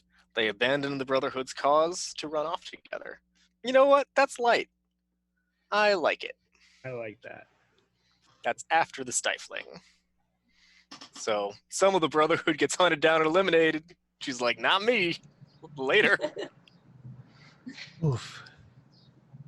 Velis is she, her. Yes. Can we note the pronouns there just so we have it for future reference in case they come up again or she comes up again? That sounds That's a great. good point. I tried re-editing it to make it obvious, but no reason not to make it even more obvious. Boom. Look at that. Editing.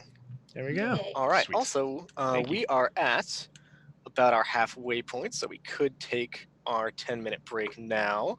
No. Basically, it's up to Viditya. Do you want to have an extra minute to think about the two cards you're about to have to lay down, or are you like ready and raring to go? I could take the time.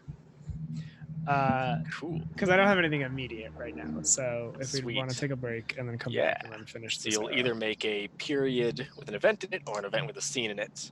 Yeah. And that will be our next thing about monsters. Okay. So let me look up my Spielio Dealio for our break time. I'm going to thank our patrons. Every patron who donates more than $10 a month gets a special thank you. We'll put an updated list in our channel. Okay, I want to give a quick shout out to our amazing patrons, especially those in the host with the most tier, for making the channel possible. I'm gonna go look up where I saved that list. It was in Discord, which I closed. Let's see. Do you want to throw it up on the visual, and then I can read it off from there? Or let's do that real quick. It's gonna go back and forth. Just a warning.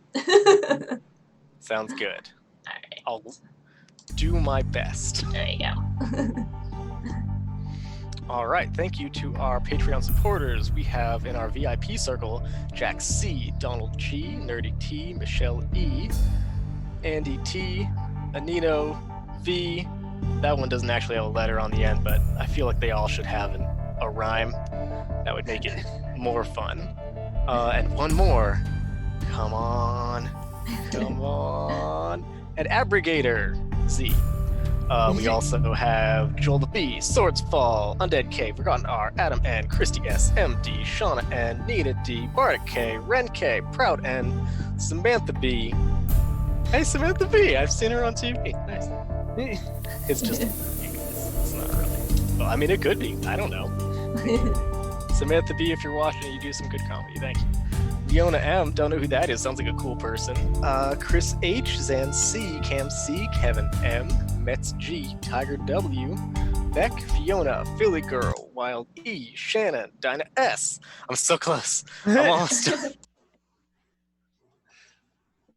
And the rest of our wonderful patrons are... Where was I? Oh no. Dinah, Miriam A, Sarah, Daniel S, Matt F, Creative Diva, Hans C, and Michael W. All right, I did it. An Aerodactyl. That's all of our patrons. Okay, I gotta take a break now. For no other reason. Right. See y'all in 10 minutes for the conclusion of the round about monsters. Ooh, exciting. All right, we're good. You're muted and good to go. Alrighty.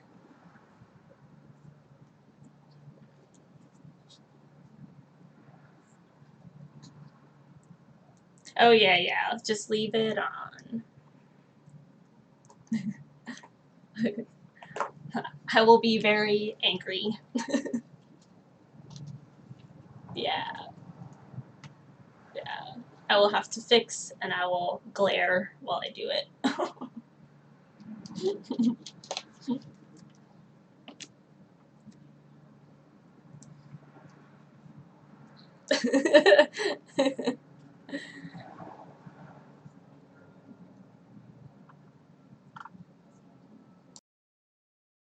Top Loot.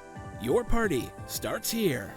While you're at it, check out our so awesome merch store, So Nerdware. So Nerdware is the place to find all your Welcome to the Party merch and other amazing stuff too. Head on over to sonerdware.com and use the code WELCOME at checkout to get 10% off your next purchase. So Nerdware. It's what the nerds wear. Devin Rue, the amazing mistress of maps, has kindly supported the channel since the beginning and provides graphics for many of our streams. Head on over to rueinc.com to check out some of the best fantasy cartography on the web. Our Patreon supports the creators and producers of the channel by providing Roll20 subscriptions, cost coverage for video hosting, and more. If you want to support the channel while getting podcasts a week early, gaming articles that are published on Patreon first, a shout out during our break, and more, head on over to patreon.com/welcomepartyrpg and throw us a buck or $5. And last, but certainly not least, help out the party. Subs and bits not only support the stream, but also every 500 bits or a tier 1 sub gives a player or DM of your choice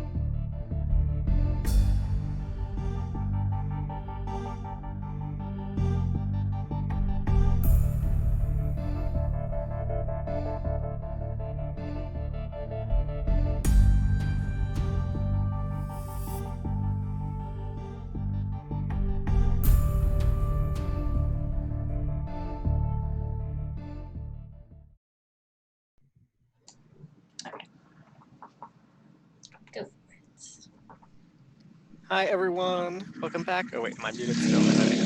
You are not. No, I'm not. Yay, I'm live. All right. Hi Okay. everyone, welcome back to the second part of our Microscope actual play. Yeah, sure, that's what this is. We're actually playing it. Those are the words and those are the verbs. Yeah, we have been playing the Blood of Monsters, where humans get weird, so far not strongly defined supernatural power by bathing in and or maybe drinking the blood of monsters. Currently just unicorns, specifically, which is kind of intense. No, we also have the mole Molamanders. Oh yeah, the Molamanders, Molamanders. that's true. But they have chosen this. Oh, Oh man. All right, so we are just about to finish our first focus. So what do we have going for our two nested cards? okay. I'm gonna add something in the period many rivers flowing together for trade. And I think what's a good so earlier in the chat people were talking about salamanders being bakers or like lizards being bakers because they love the heat of the oven, and I genuinely liked that. I know we're not supposed to take, I understand, Good. but I'm Well, my making work it is my done. own because I think there's something fun about the coexistence, right? I want to talk about the monsters coexisting in like a Dinotopia-esque society. I'm pulling in dinosaurs. They're not in the world, but I'm thinking about them. No one can refuse to stop put you it. thinking about dinosaurs. I can't. I do it. I never stop. Please name your salamanders Ducky and all the other lost, all the other, I can't even remember what the hell that thing's called, but the tiny little baby Land dinosaurs. Before Time. The Land Before Time. Yeah. The Lost Boys about the dinosaur vampires. Yeah. God, that's a lot of words. But okay, so it's an event, and I want to call it. It's like a big boom in commerce, or actually, I want to do market. maybe like something fun about like a big market, yeah, or like the founding of a market. Ooh, Sorry, I know we're not supposed to collaborate, but I couldn't help it. But imagine it. It's like a labyrinthian market. Like it's okay. Okay. Works on so many levels. I want to do kind of like the founding of a city that is kind of like this big ribbon cutting of, hey, like, this is like a central hub of a lot of commerce in the land. So it's the founding of oh my god, it's founding of city names. Names are hard. Names are hard. Names are hard. Let's dare. I don't want to call it Minotaur Town. Minos.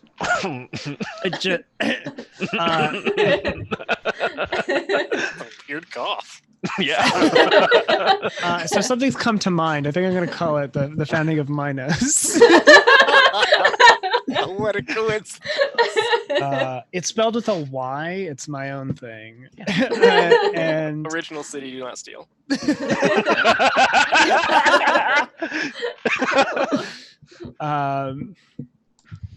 City of, okay, so it's got a subtext because all great cities have a subtext. So it's Minos, city of a city of 1,000 stalls. That's cute. For all the little bakers. Yeah. And I think that'll just be the event, founding of the city. And then so they have to be nested, so we're going to do a scene. So, I love that ribbon cutting is still a thing in this universe. Yeah. Like I imagine Minos. The blood of monsters. So we get a big pair of scissors out.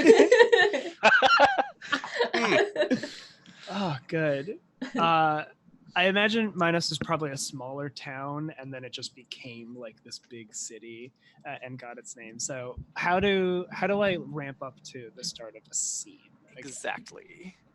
So, if you'll zip over to your cheat sheet, the way you'll make a scene is a several-step process. The first thing you're going to do, and the most difficult, is stating the question.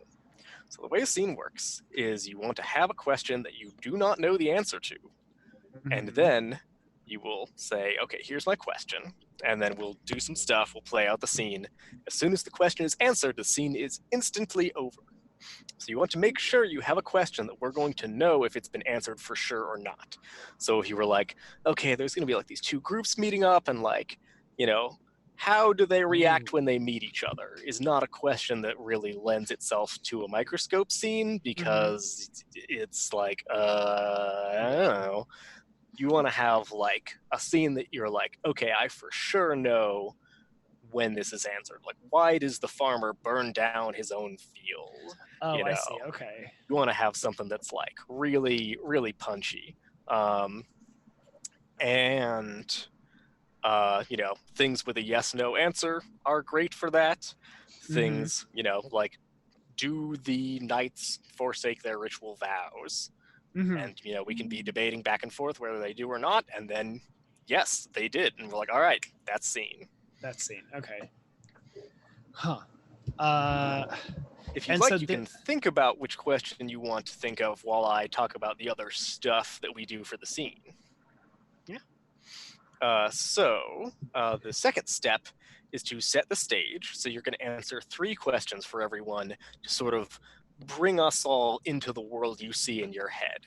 That's going to be, what do we already know from history? Where is this scene physically taking place? And what is going on? So this is sort of going to be like orienting us in time, orienting us in space, and then saying like, what's happening? Why are we looking at this scene and not the 10 minutes before it or the 10 minutes after it? Okay. Yeah. Then we're going to be choosing characters.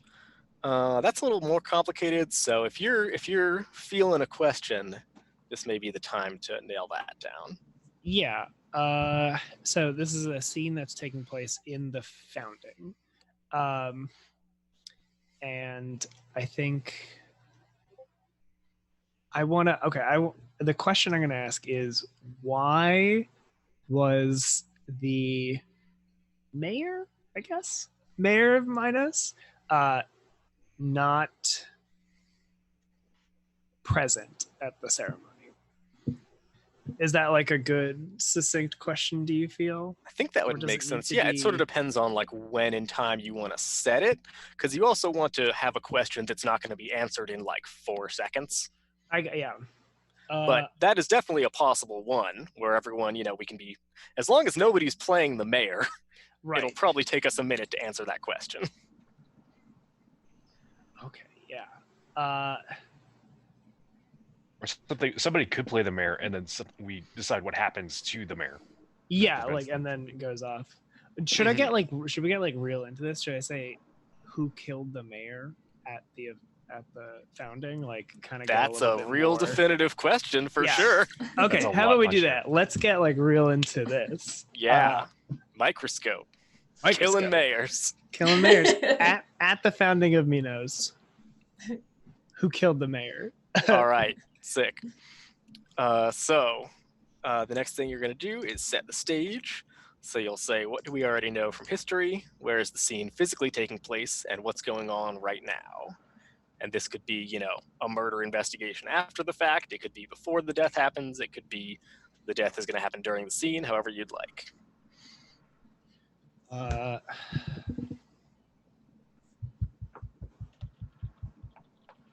And for where it's taking place, just sort of like close your eyes, look around the city in your mind, and sort of say like, what does it look like? What does it smell like? What's going on where you're seeing this? I think it'd be interesting to have the scene like at the ceremony. Like it's kind of you know, the big like, oh, we're officially like, you know, it's almost like this is the ceremony that's like we've gotten our subtitle. You know, people are now calling us the city of 1,000 stalls and stuff like that. So it's like this big, maybe there's an unveiling of a statue or whatever. I don't know. And I think that kind of might be what it is. So it's like the scene of there's a bunch of people gathered. It's like there's the festivities are happening and like the mayor's about to speak or something like that. That's kind of what I think the scene is. Nice. All right, I guess I should write that down a little bit. The next thing we'll do is choose our characters then, because you've answered our 3 questions there. So choosing characters, you will list, and I think you'll want to open up the little interface on Utgar's Chronicles. If you go to your event and then click on Create Scene, that'll pop up a little window where you can fill this stuff in. So under Scene, you'll want to write down some stuff about characters. So the way that works is pretty cool because you get some control over what goes on in the scene, but not like full control. Mm-hmm. So the way that works is you will list characters that you're requiring and characters that you are banning from being in the scene. And you can put a max of 2 requirements and 2 bans. And the way that works is that you can say either like specific people or types of people to be in the scene. So for example, you could say, I want an assassin and I want Jeb the baker to be in the scene.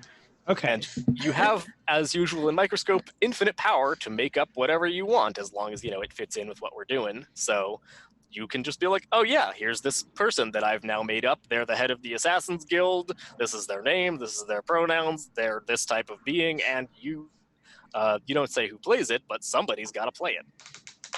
Right. For banning, you can similarly say, I want no soldiers in this scene, or I want Jeb the farmer not to be in this scene, brother of Jeb the baker.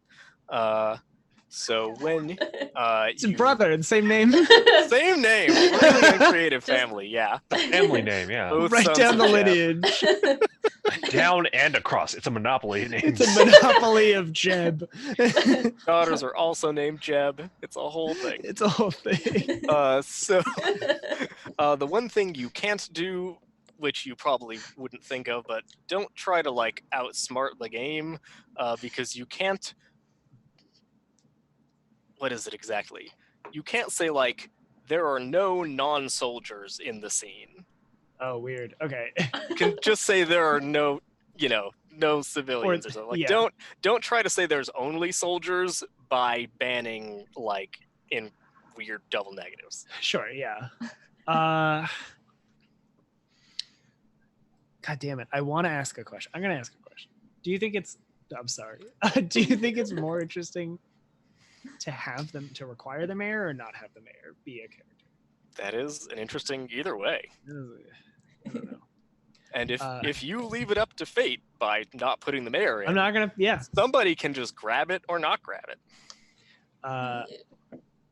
No, I think that's true. I'm not gonna put him in. So, I will require somebody to play a monster, or I'll require monsters that are part of the scene. Cool. And Do you have any bans? And you don't have to, but you have the power.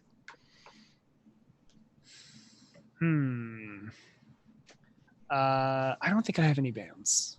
Cool. So the next thing we're going to do is we will pick characters, and the fun thing about the little arrow there is that we are now going to be going around to the right instead of to the left.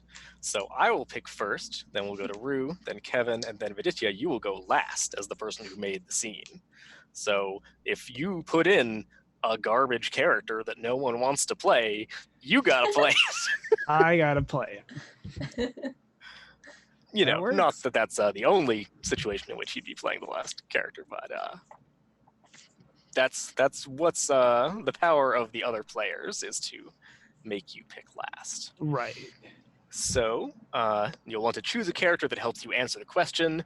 Try to be someone who, has something to do in this scene instead of just somebody who's standing around. Mm-hmm. A couple other things about how scenes work. After you pick your character, when you pick your character, you're going to either pick someone who's already been listed as a required character or make up a character. And when you do that, you're just making them up out of whole cloth, saying, yeah, this is them, this is their pronouns. And you'll basically just want to come up with a name and pronouns to start with.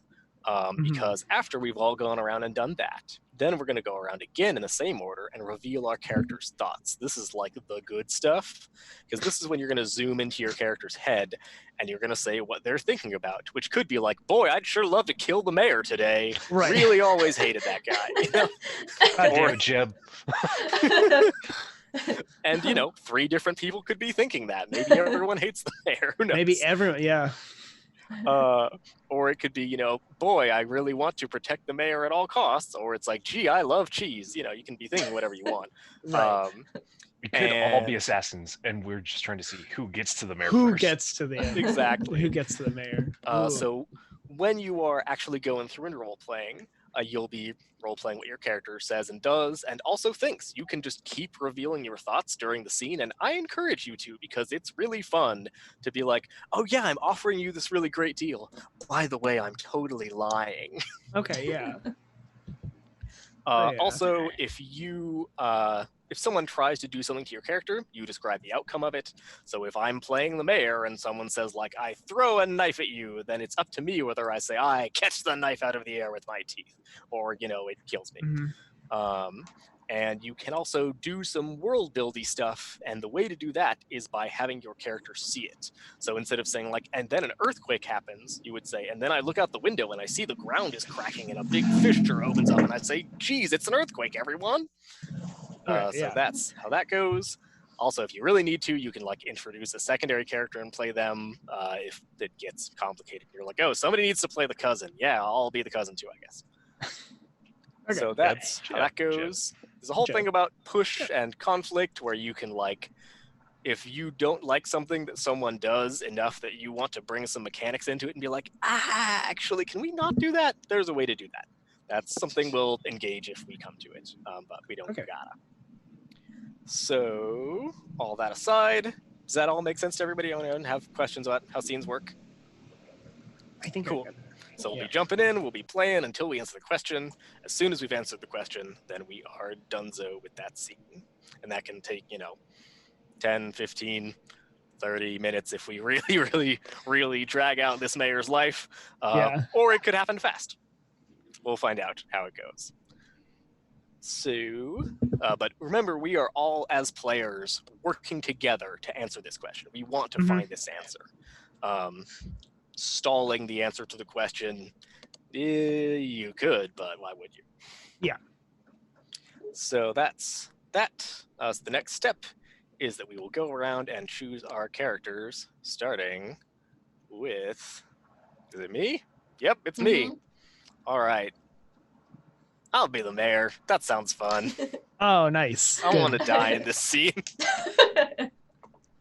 You gotta. I guess the answer could be nobody, but that's dumb. I plan on dying. Okay. Come on. And I guess even if you say I play the assassin, that doesn't necessarily answer the question. Right. You could think you're going to kill the mayor, and then the mayor trips on a banana peel or whatever. Oh, of course. I guess in a sense it's up to me when this scene ends because I'm the mayor. So, I got to pick first. Take that. I love that, though. I'm into it. All right. I'll write myself down on the list. And then we go rightward instead of leftward. So we'll keep going, and Rue will pick next for creating your character. Yeah. So I'm going to say the mayor has a cabinet, so I'm a cabinet member. Nice. I am also a Mullamander, so yeah. Yeah, I think that's all I've got for now. Just a cabinet member there, hanging out. Where is this list? Am I missing something? What now? Oops. Are y'all? Wait, where do we write our characters? I'm writing it just under the other information. I just wrote a little thing that says characters. So I'm going to be Mayor Jed Halford. Yeah, it just showed up for me. So that's perfect. Jed. Yep, it's not Jeb. It's Jeb. Original mayor, do not steal. It's the the Jed clan and the Jeb clan have been warring for generations. Shit. Okay. Fuck it. I'll play a unicorn, an ambassador, a unicorn envoy Ambassador? from the the Citadel? Oh my god. Yes, from the Citadel. That's cool. That's really cool. I love that. Okay, me. I want to play. I kind of want to play like the person who's being sent to kill the mayor. I'm just trying to think about what that would be. Who that would be? Yeah. All you got to come up with is a name. Yeah. So you can leave things vague for now. Scratch is their name. Nice. Oh yeah, the Citadel City was taken over by unicorns back during the Blood Drought. Nice. Yeah. Boy, many rivers flowing together is immediately going to have a murder. I love that. I love Like I said, it. I love rivers Leaf of blood. Yeah, I Rivers was of just gonna blood. say that. Y'all. We took your poem and just like smeared red all over it. That's Yeah. beautiful. That's Microscope, baby. Scratch is they them. All right, so that's all. We all got characters, right? Mm-hmm. Good. So next, we will all reveal our thoughts. What is Mayor Jed Halford thinking on the day he is going to die? Woo! Yeah, I'll just say the obvious thing. He's thinking, sure do love my wife and 5 children. Oh my god. I just wish they weren't all sick with the no. That's too No. sad. Jed is No. thinking, I sure do love my wife and 5 children. Only they didn't have to work so hard at the wheat from chaff separation facility. But Good. our town runs on child labor. That's all I can do. Oh my god. Even my own children love to work for the town. Are no exceptions in Minos. Yeah. Labor is equal labor. opportunity mayor. Yep. No one's special. Yeah. Not special. Oh, you can hold a threshing paddle, you say. Time to become an adult. Oh no. That was a lot of thoughts. On to Rue's thoughts. And none of them Alright. regarding Jeb. Wow. Where is Jeb in all of this? So off the back of that, I think Min's thoughts are, man, I love the mayor's wife. And all Oh this. my god. Oh, it's a love triangle. Yes. Oh, good. Man, I love the mayor's wife. But man, I love the mayor's wife, like in a vindictive way, like the mayor, or like No, Okay, no, cool. as in I love the mayor's wife while he's away doing, he's away doing other things. Awesome. There's the monster mating we missed in the This is- beginning. There we go. That's- And can you toss your character's name and pronouns into the Oh yeah. scene? You can do a little edit on it. Yeah, I think I accidentally erased it. no, whoa. No worries at all. Alright, so Mrs. Halford has watched The Shape of Water too many times, as she should. there we go. No, I can't use that name. That's not. Alright. I can't do That's that what I did the wrong. accent that I works didn't with that name. save it last time. Yeah, besides that, I think Min is just thinking about a date that she's going to take the mayor's wife on while the mayor is busy today. While they Amazing. like stroll through the stalls. I don't think Min hides it. Oh, good. That's great. That's super great. So they're gonna be like on a very public date going through the stalls together. That's I love wonderful. that. Maybe at some point one of the kids joins in and then goes off after a while. Uh-huh.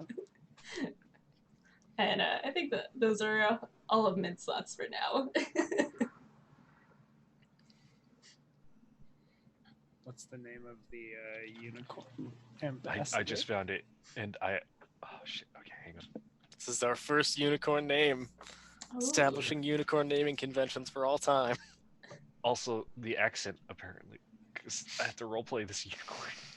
Okay, okay, go on. Okay. Their name is Monster. Their name is not Monster. Sorry, I'm just reading this. Okay, so unicorn is not down here yet.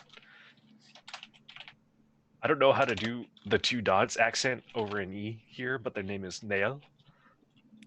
Nice. It is he, him pronouns for this unicorn. Uh-huh.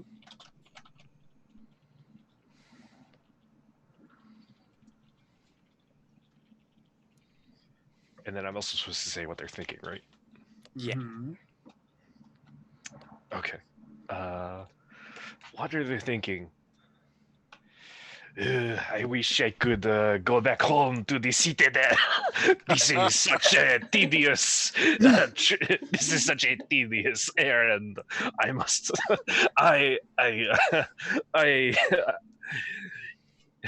The most exciting thing that will happen today is the cutting of the ribbon. We all love the cutting of the ribbon, but it does not justify the trip all the way here from the citadel. Oh, good. Amazing. Thank you, Dale. Thank you, Nat. And Scratch's thoughts. All right, Scratch's thoughts. Ooh, I think the Scratch is like, man, I do love the mayor.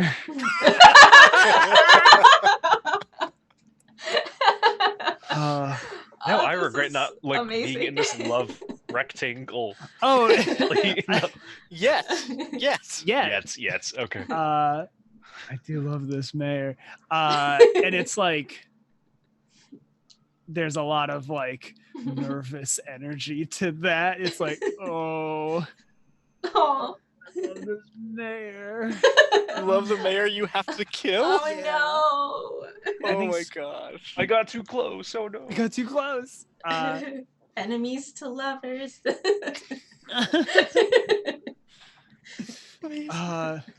I think I also think Scratch is I kind of thought about what they look like, and they're like a human, or they have like they're of the bloodlines, but they have like dire rat blood in them, so they're kind of like a little yes. Nice.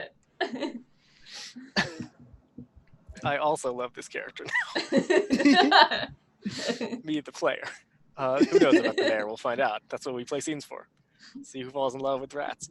So, now that we have done all that, we are ready to jump in and play. Keep in mind, the mayor must die. The mayor must And die. as soon as Mayor Jed is killed, or is definitely revealed to never be killed in this scene somehow, Yeah. then that will be the end of our scene. Who killed the mayor during the ceremony? Yeah, I think you framed that question in a way that Jed's gonna die. Just He's gonna die. The answer, no one, is whatever. No thanks. no one killed the mayor during the ceremony. Yeah, What it's a a little pleasant time. yeah. It's a technical answer. That's the newspaper headline. Everyone's just really confused. They're like, I mean, it's true, I guess. Mayor has ego death. So to jump in, we have our lovely sunny morning. It's about 9 a.m. In the city of Minos, and I can't get the idea out of my head that Mayor Jed looks like the mayor from The Nightmare Before Christmas. So that's what he looks like. He's got those wow. not with the scary face, the nice face half. Okay. So he's got like that very cartoony proportions, and he's got that very tall, thin top hat.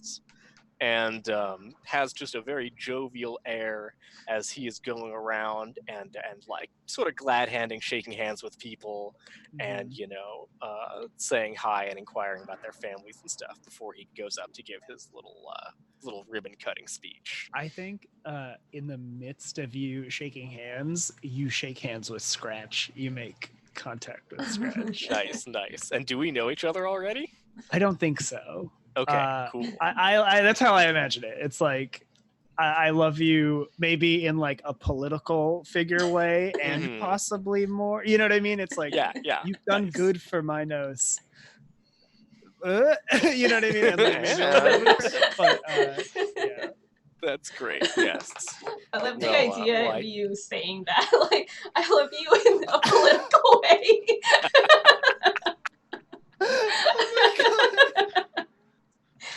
We have a political relationship. Very intense, but strictly political. Strictly political.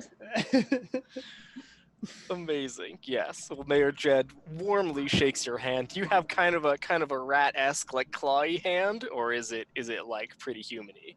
I think it's. I feel like human-y was like the worst phrasing of the two things. Rat claw or human-y? I think it's got kind of like the skin of a rat hand, so it's still like a human hand, but like that kind of slightly rough, a little wrinkly, a little texture, yeah, it's got that texture to it for sure. You can tell Mayor Jed does not shy away from a weird textured hand. He claps it in his broad palm, and he puts his other hand over the back of it warmly, and he says, "Thank you so much for coming to our fair city. I love to see all sorts of people gathering, working together in harmony." Yeah, it's such a pleasure to be here. And then like Scratch just starts to stammer and is like kind of. Please, friend, what's your name? It's Scritch. Scritch is the name. Oh, what a lovely name! A good traditional rat name. Yeah, just warms the ears to hear. Named after my mother. Our bloodline goes far back. Really? Yeah. Oh, that's and like, so like as the camera is what I mean. Like, Scratch is like has one hand out and is like shaking your hand and like kind of isn't letting go, but you're a professional, right? And like has a hand on something. Like kind of sees a hand like reach for something behind, but it just stays there. Like they can't seem to pull it out or whatever, That's amazing. Yes. We exchange some pleasantries, and perhaps I move on through the crowd. Scratch then just slinks into the crowd, like kind of blends in. Nice. Where are the rest of you at?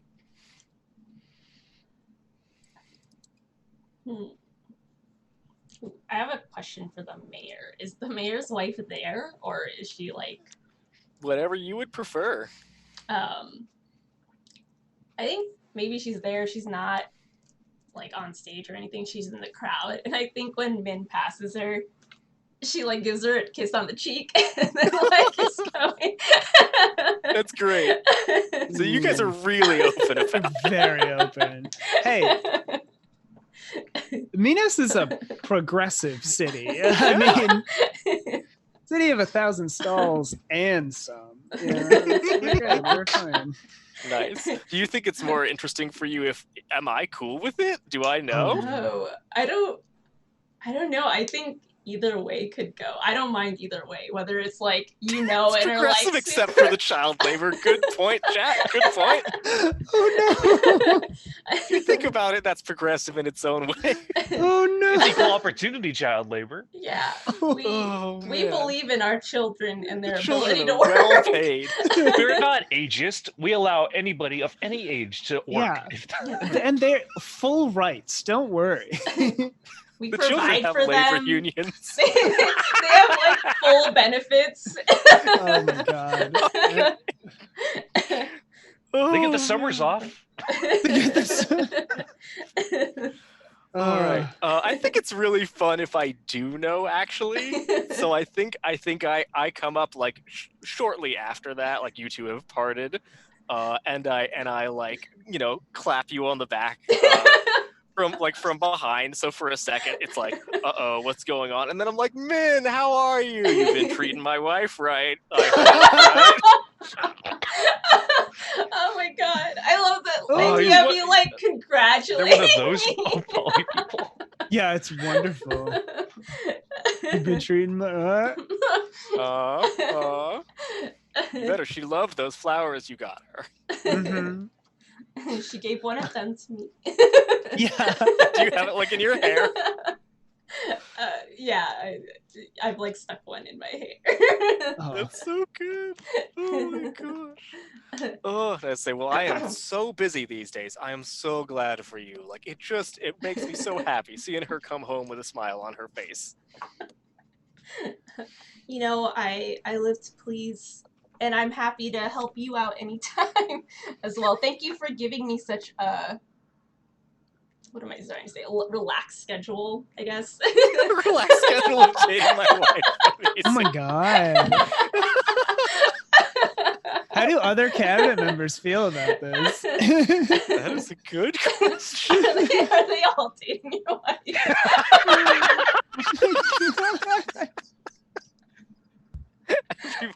Yeah, there's only like 4, but they all are. Yeah. Are they cabinet members because they're dating your wife, or are they dating your wife because they're The cabinet cabinet members? members. She's the real power behind the throne. Yeah.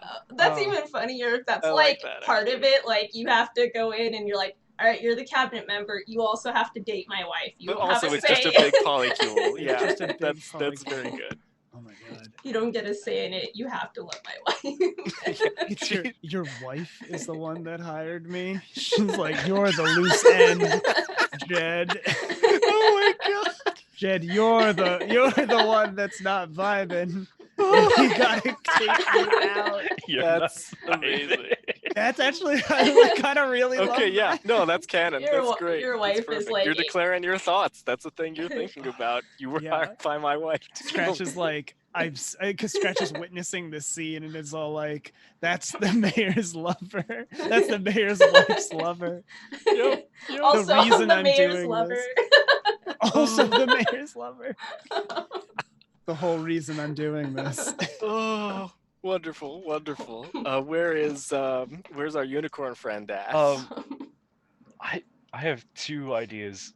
Both of them are just terrible. Please, it can't get Let's any more. get Is- into it. Go straight for home. Oh god. I am going to ask for some collaboration and help. Is our unicorn friend just a huge bigoted asshole, or Ooh. Is this so I guess like this is after of a kind of victory on our front against the unicorns, because the last event in the last you era invited is... the losers to your winning celebration? Exactly. It's Yeah. possible, yep. So yep. like I guess like how does that tip it? Or do you like have to play the nice person? Do you have to be like, oh, I'm so honored to be here? Yeah, yeah. That's really good. Oh, I can just combine my 2 ideas. Okay. Yeah. So they Good. Nael is on stage, and they're looking into the distance, and they're thinking, "Oh, how I love the mayor's wife's horse." It all comes full circle. All comes full circle. Gotta But- get in on that love. Yeah, and then like they're on stage, and like they've got like a bit of advantage, and like they see this whole thing of like the mayor like obviously like I don't know, is it obvious that Mayor and Scratch are making eyes at each other? Oh, yeah, no, for that sure. Scratch is You're making eyes. perceptive. Okay, yeah. And Oh then yeah, I'd be totally good with that. Yeah. and then the mayor is like talking to his wife, and then this Molamander is making eyes at the mayor's wife, and then the mayor sees that, and then the mayor's cool with that, and this horse is just like slowly shaking, or this unicorn slowly shaking its head like, what the fuck is wrong with these people? Yeah. Wow. So I climb up onto the stage where Nail is, and I say, "Oh, of course," and I'm sort of like grandstanding for the crowd, like, "No one can forget our guest of honor, Nail from the wonderful Citadel City is here. Please, please join us." And I go up, and I think I do something really, really weird and presumptuous, because like Ooh. we're a really hands-on town, and just like go to grab your horn like it's a hand and like shake it. That's even worse than I thought. I thought you were going to go for like the weird hug around the No, horse's I'm neck, but you definitely went for gonna like grab the Oh your my horn god. Oh. Wow. with my big meaty palm. um So it's up I- to you what happens after that. no, like as a political envoy, I think they're like they're well and they're composed enough to not like do the horse bucking up and like crashing on you in your face. Oh, good. You'd Or be no, maybe- skewered if this was like an Maybe actual the unicorn unicorn encounter. did kill the mayor. Maybe the unicorn kills the mayor. This Yeah, is it. This is where Yeah. this this is could be it. Yeah, totally. I'm sorry, Scratch, No, but I'm- you were too slow. Yeah, I'm so into this. Yes, 100%. this is beautiful. This is No, Let Microscope. us- it's too instinctual of a violation, and like they freak out. Like we get the close up on the eye, the pupils dilate, and like the nostrils flare, and like they kick up, and like they do the whinny and like the weird front leg bicycle thing, and Uh-huh. just Yeah. come down on the mare, and the mare's Oh, like that's amazing. there and like suffering, and they're like, well, don't want to let him suffer. Oh my god. Mercy, kill me. Oh my Oh my god. I mean, turnabout's fair play. We do it to horses, right? So yeah, fair. Yeah. Oh, that's so great. So he's struggling to get up, and then just stab with the horn. Oh my That's so gosh. good. And like the crowd is like in shock and in terror, and like Oh, the man. guards start running up to you. I love that. The scissors fall out of his hand in slow motion. The No. We all came to see the ribbon cutting, but the ribbon never got cut. Oh It's my like- god. There's just And the like a ribbon solo is the color shot. of blood. Or the ribbon gets cut and then it like gracefully like falls as if it's running blood. yes, Yes, it's even better. amazing. One of the hooves slices it. Okay, that Oh, was a good God. scene. That Oh was my so gosh. Here's good. our scene. What a good reason to die. We're too used to being really handsy with monsters. Oh my god. Usually in a nice way, but you know what? You gotta watch yourself. Okay, so I'm writing now the unicorn ambassador in an act of shock. Yeah. And He just couldn't responding resist to shaking hands with everyone. Oh my god. Oh boy. Oh god, that's good.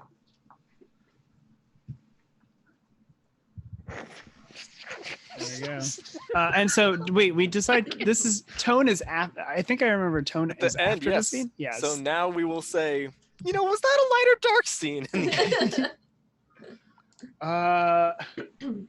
God, it really just ran the spectrum though. It really did, yeah. Yeah. It was a lot of things. It ended dark. I mean, some people got what they wanted. Oh god. Scratch I- didn't have to kill the person they loved, and Yeah. the That's mayor's true. wife got Yeah, out of her. Yeah. Got out of it. Marriage. Got what she needed. Oh, I love that. I think, The mayor's child gets a day off for the Gets a- funeral. of course, Oh yeah. my god. Oh no. Ooh. I want to put it. I'll put it as light. There's like some weird topsy turvy stuff happening, but I love that somehow in the end, this like kind of led to other things. Yeah. Yeah. Oof. We can find out what's in more Microscope. But before we'll do that, that was the end of our first go round.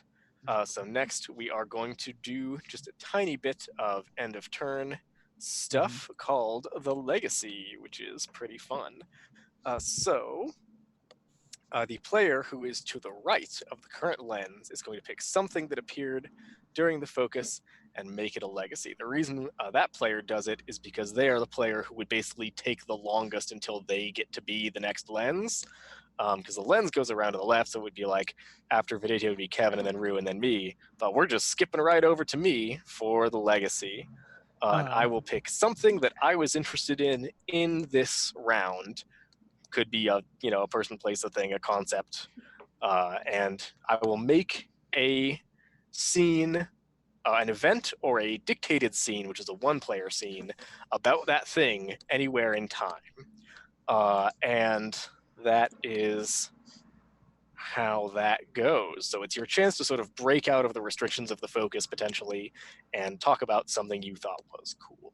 So I think I'm going to add an event during the wheat from the chaff. And I'm going to say that this is, there's, Yeah. oh boy. So I think in the future there's a unicorn holiday called Nail Day. It is about the first time in history that a unicorn killed a human. I think Nail is canonically the first unicorn who ever killed a human. They may have killed other things, but that was the first time. And I think maybe they got a taste for it since then. So Ooh, that's cool. Oh my god. I like love the implication then that the unicorns took over Citadel City without killing anyone. yeah. A bloodless revolution. There was a Wow. blood drought. It's known for other things. Oh my god. That works. Holy shit. I love this roller coaster of whether or not the unicorns are the bad guys or the good guys, or like, are we on their a side? question? I don't know. I don't know. Right. I mean, Right. but it's like, how does history see them? Because if Yeah, and that's sort of a question that each of us, can individually answer and or have multiple 100%. answers for. History's Yeah. complicated like that. I'm gonna say that's dark, though. It's pretty yeah, grim. To have. it's, It's a holiday celebrating an important type of death. I mean, we celebrate, what's his name? Guy Fawkes Is it- Day. I was thinking St. George. They celebrate St. George's Day and he kills a fucking monster. Oh yeah. Oh, yeah. huh.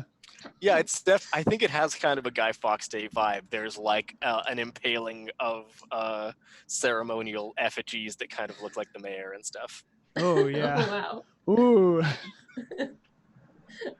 The little unicorns have to like put their heads down and run into them. Oh my god. This This is is stuff with straw. Oh my gosh. wow. Anyway, enough about that really weird thing I just said. This is great though. I mean, like Good. Folks really didn't like Chad. So over to Kevin to pick our next focus. Since we only have about 20 odd minutes left, we will probably not finish up another round, but we can lay some cards down. We can do some speed run and see what we get done. So I've got to do 2, and they've got a stack, right? Yep. So you'll put either a period with an event in it or an event with a scene in it. And you will pick the focus first. So you'll hit the little define focus button and say, what do you want us all to focus on for this round? Oh, yeah. As specific or as vague as you like. Uncollapse that.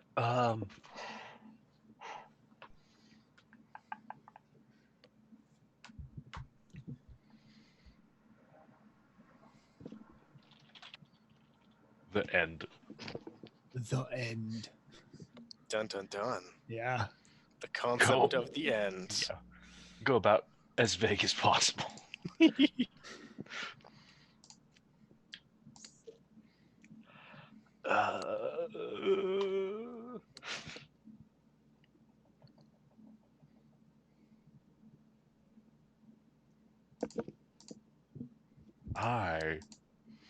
Okay, hang on. Let me do a period real quick so that Rue can go again. So Oh yeah. If we do a scene, then it'll be a little. yes.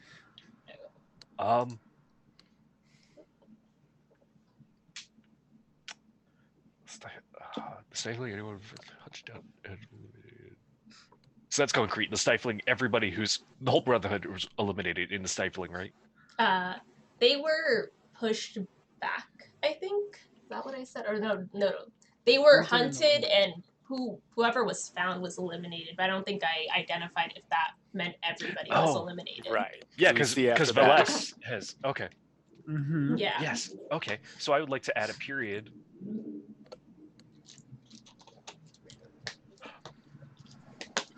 The I love blood hearing that excitement. boils over. Whoa. After the reign of the Brotherhood and before the blood drought. The blood boils over. It's an extremely cool thing. And then the event in wait shit. Where did that go? What the hell did I just do? I don't see it. I put period. I don't know where it went. Oh, it went after the wheat from the chaff. Oh, great. The You'll one need thing to I wasn't scroll to supposed the to right. do. Yeah. I can't even scroll to the right. I don't think I got that option. Oh, here, I'll scooch it for you. Oop. There we go. Thank you. So And then add Yeah, an you're right, there's- event. R. How do we spell Veles and her harpy girlfriend? Although those two were in the previous period, so they won't be alive during this period. Yeah, they Because can't. they're not trans- immortals. Yes. But they could have descendants. Or Yeah, I was whatever. about to say the daughter of Veles and her harpy girlfriend. ooh, Yeah.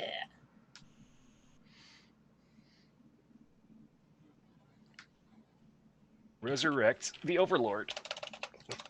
Yo! oh, Ooh. oh, that's exciting. That's very exciting. Oh yeah, and you can tell us a little more about what characterizes the blood boils over period Mm-hmm. and how it connects to the concept of the end.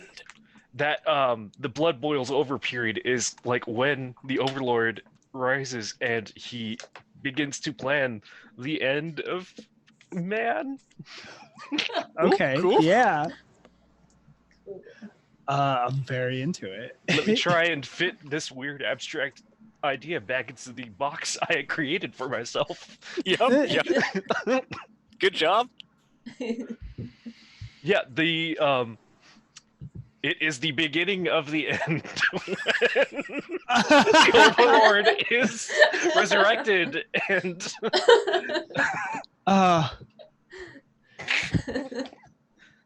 and it is the end of the period without the Overlord. And Yep, that's an end, all right.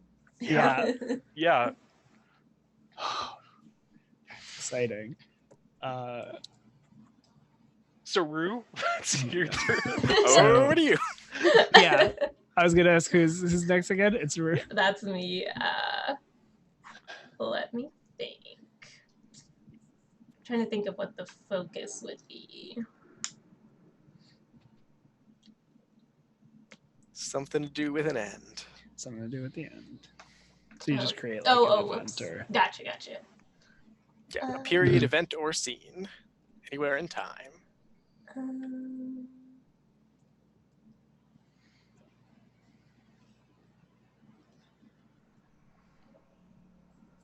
I'm kind of curious. So like the Overlord got killed by people who have blood power and then got resurrected by the offspring of a human and a monster. Yep.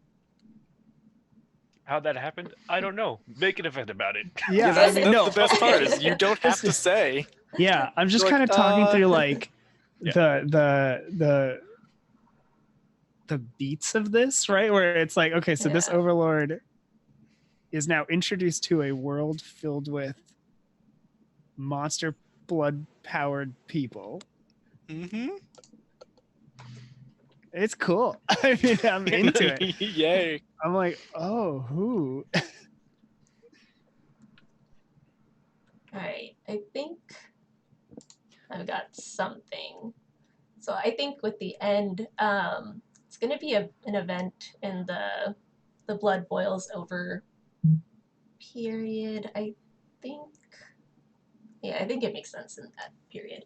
I think it's the end of trying to think of how to word this, because I think it's going to end up being like a double negative for it to work. Sure. The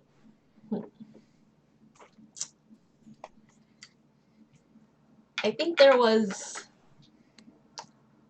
like a schism or something between the unicorns and the Overlord, like they were against them, and this is the end of that, not feud, but Ooh. I'm trying to I'm like right around the word that I'm thinking of, and I can't can't quite get there of what I'm trying to think. So I think end of feud works. It could face end of feud, yeah. Yeah. There's like a End of peace? rivalry, I guess. Uh-huh. Something like that. End of their generational grudge. Mhm. Yeah, end of grudge, I think works. Or you So just the cop out Overlord- and be like, it is also the beginning of the end. The beginning of the end of the of the beginning. Yeah. So the Overlord and the Unicorns had a grudge. They had a rivalry. And then the Coalition killed the Unicorn, so the Overlord's enemies, to gain their power to then take over the Overlord. That seems like a sensible conjecture from I what we love know. it. Yeah. I'm very into it. Again, I'm just trying. I'm laying it all out. I like it. I'm It's fun. It's fun when your brain gets to fit the puzzle pieces together. because they're fitting. Like I like Yeah. that. There's there's a lot going on. Okay, so your event is. Where did your event go? I lost it. Where'd your event go? No, sorry, I'm still writing. Oh, you're it. writing it. Sweet. Oh, I thought I I was saw just it. making sure I didn't miss it. Yeah. So the unicorns were the enemies of the coalition's enemy. So they used the enemy of their enemy to kill their enemy. Yeah. And now the unicorns see the Overlord as the enemy of their enemy and decide to make them an ally. Yeah. Music. I mean, what was it? Intrigue and deception was a Yeah. yes. Yeah, So like That's it's a thing here. for sure. I just wasn't expecting it to be unicorn based. Yeah. Oh God. Oh no. I just thought up a really dumb idea for my turn. Oh no. You do it. This means I have to do it. Yes. I love me some asshole unicorns. I'm just a big fan of Asshole French unicorns. bad unicorns. Yeah, exactly. I'm gonna put it The as French horns. light. Oh my god. French horns. Oh, Just End of grudge. save it for your last two cards you have Oh coming my up. God. End of grudge Oh. between unicorns and the Overlord. Okay. Amazing. And now it's my turn. Wait, is it? Or is it your turn? I forgot my order. I think it's my. Yeah, it's turn. Alex, Yes, 'cause we're we're going going- to the Okay. left. we're going I'll counter go, right now. then you'll go, then Kevin will Yes. go and do two cards. Yes. We gotta speed run it. Okay. In the exact spirit of not speed running, I'm going to do a scene, but Wow. there's a special type of scene called a dictated scene. That is the scene you play when you do know the answer to the question, which I do. So, how does unicorn power help defeat the Overlord? Ooh. Scene. The scene takes place in the Overlord's citadel. It's like on a flying island. It's a big, cool, like evil-looking castle with towers and stuff, right? Yeah, hell yeah. This is after the coalition leader has gotten the power of unicorn blood, and he's showing up for a final showdown with the Overlord in the throne room of the flying castle. And so the coalition leader bursts through a stained glass window and falls to the floor of the throne room, which has like a big cool red carpet leading up to the ornate throne. Yeah. I feel like this guy's got kind of like a Siegfried from Soul Calibur vibe. He's got like Oh, okay. long flowing hair, great big ridiculous sword, fancy shiny paladin looking armor. He goes up and says, "Overlord, I will defeat you now with the power of unicorn's blood." And the Overlord is sitting on his throne, and he says, "How can you defeat me with the power of unicorn's blood when I am a unicorn?" What? Yeah. What? He's a unicorn too, sitting on a throne with his little hooves up on the things. And he comes down, he canters down the staircase, and Oh my gosh.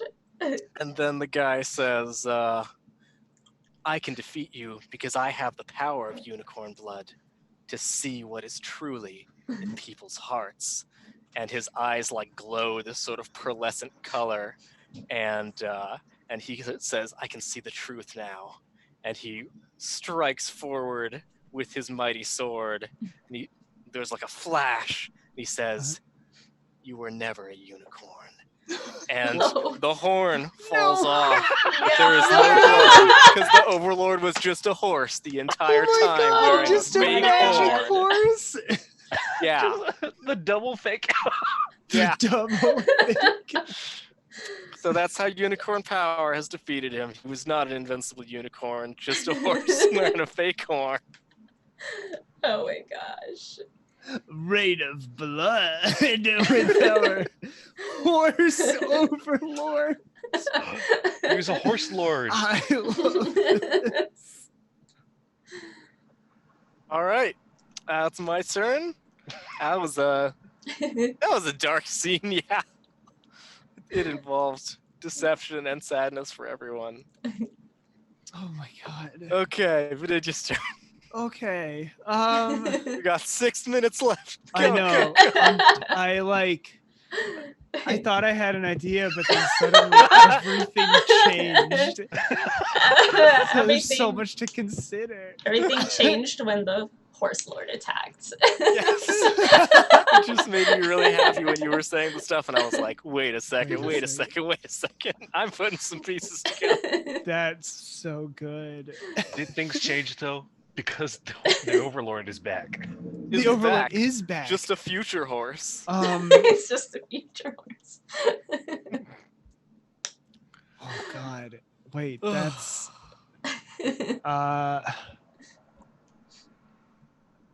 there's something here. There's something here for this is the thing is why I'm like, oh my God, you've introduced something so great. I have to pull it in again. I have to embody this. That's why you don't try to think too far ahead, because stuff will just radically change in this dang game.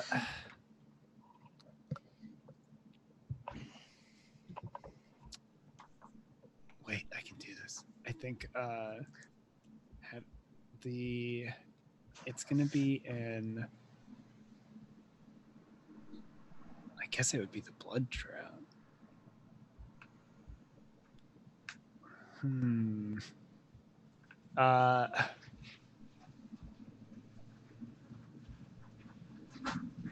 Or no, it would be in the blood boils over, because this has to do with the end. And I think the Overlord. I'm just gonna talk this out loud. I'm trying to figure out how to make the Overlord a centaur. Yo. I mean, you have the power to Yes. say event. The Overlord becomes a centaur. I think The Overlord bathes in the blood of man. Yeah, Oh there my it is. God! There we Yes. Yes. Yes. The ultimate full circle. Oh, that's beautiful.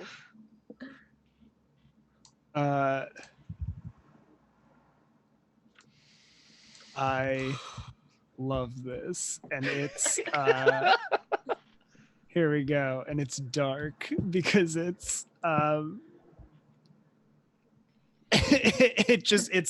it signs the end. It's the greatest end to it all.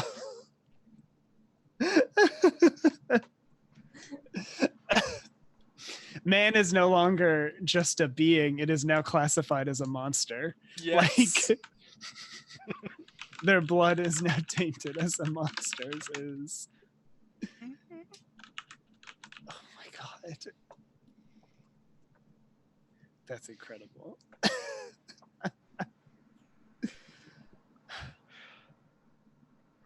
So, and then it goes back, right?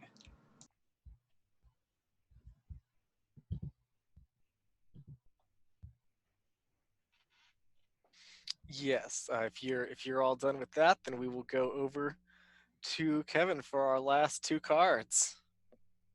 Okay. And if we'd like, then Vidisha, you can do a legacy Okay, yeah. because you're to the right. So, Or wait, is right that way? Rue's to the right.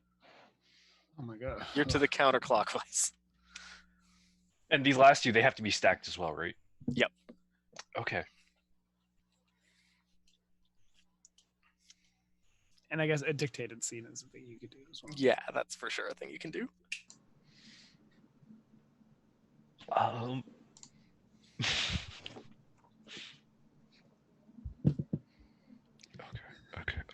Okay. Yeah. Let's make an event.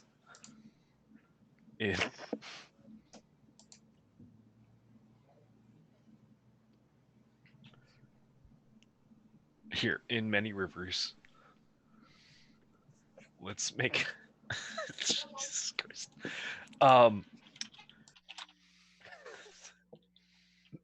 The Overlord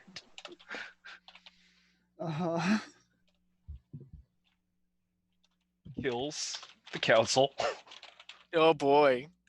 That is the end of the council. Let's add that event. And let's the Overlord comes back. It survives a whole period. oh yeah, we don't do immortals, huh? I mean, Yeah, we've bent that rule a they bent it a little. little bit here. They Okay. keep coming back, which I like. Maybe he's like, Yeah, because he has like they've discovered the power to like resurrect, so he like dies of age and then he gets resurrected and like whatever. That's off screen. That doesn't matter. It's the last 2 minutes of the stream. Yeah, The no, I'm Overlord okay can with come this. back. Yeah. That's fine. Overlord comes back. So he's Sundered he's- gotta. Let's create a scene under the Overlord kills the council of when the Overlord is a young and sexy centaur, and this is the wedding between the Overlord and dead Mayor Jed's wife. Yes. She knows how Oh to my pick him. gosh. She. Oh, Wow. wow.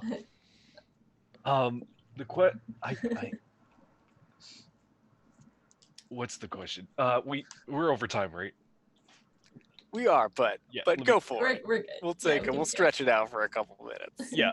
The Overlord is marrying the dead mayor's wife. What's her name? I guess. Dead mayor and the dead council's wife. Oh, yeah.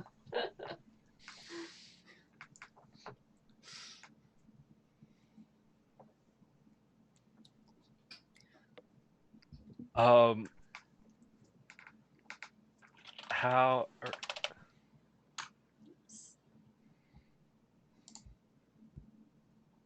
do I make this simple and punchy? Fuck.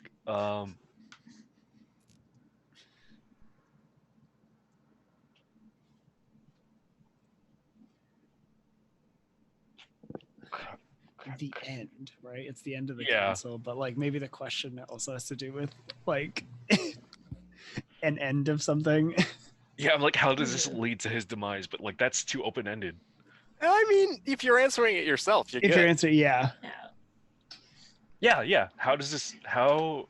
Or what? How does the marriage lead to? Oh my no, god. hang on. The mayor's wife was a unicorn this whole The time. whole time. Marriage to the dead mayor and dead council.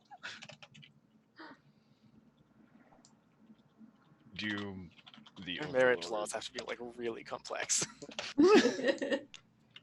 Like this, she wasn't necessarily married to the entire council.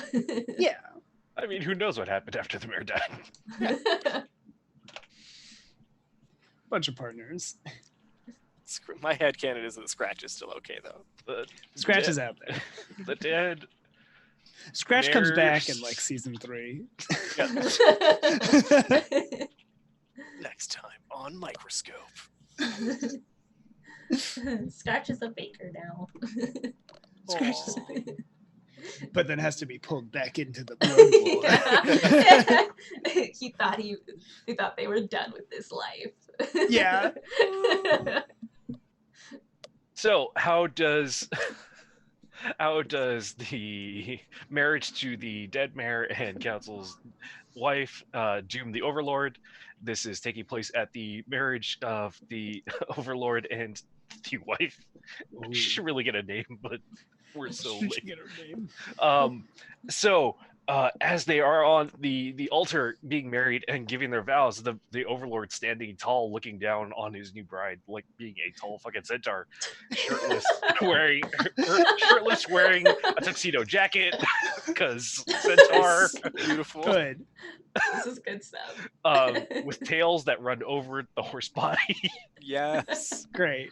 Like really, really long ones. Yeah, because he has to be a three-tailed centaur because Yeah, he's special and extra. Oh, So as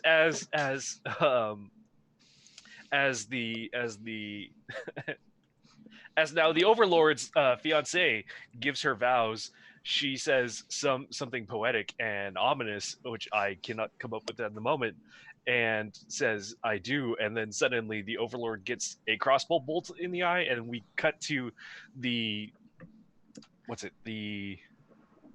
where's like in the church where the piano is, like up and behind the loft. mhm. We cut to the loft where Scratch is holding a crossbow. Yes! Yes! Scratch!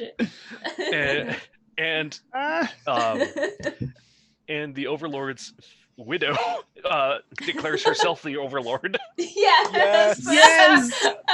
This is so good. Beautiful. What a beautiful a tear. ending. I like Scratches just tears down. Oh as he takes the shot.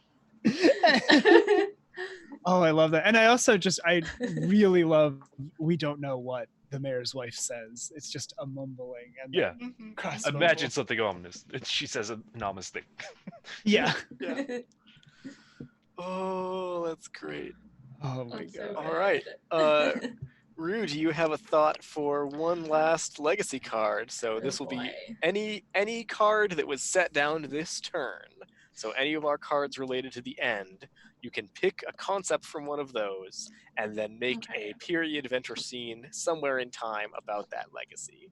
Or about the previous legacy. What was our previous legacy? It was Oh. I didn't write it down last time. It was. Oh, we didn't write but it was What was crap. it? What was it? the nail day. Oh, Neil Yes. Day. Yeah. Yes. Right. That's So right. it can be about Neil Day, or it can be about a concept that you make up from something Okay. that happened in this round. Oh. The thing with Scratch and the wife, I'm like, I need it to be a legacy about them, Yeah, but I don't yeah. know. That's great. I mean, it can just be one of their names or both of their names. Yeah. Let's see. Scratch and the Overlady.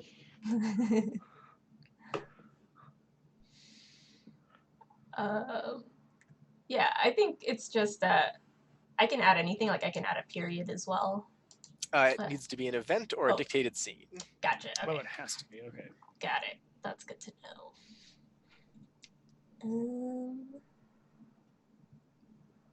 All right. In that case, I think I'll Just out of my add- own curiosity, can you put multiple scenes under events? Yep, you can just keep throwing scenes under an event as long as you want, and you can say like this scene is before that scene, this scene's after that scene. Okay, sweet. Yeah.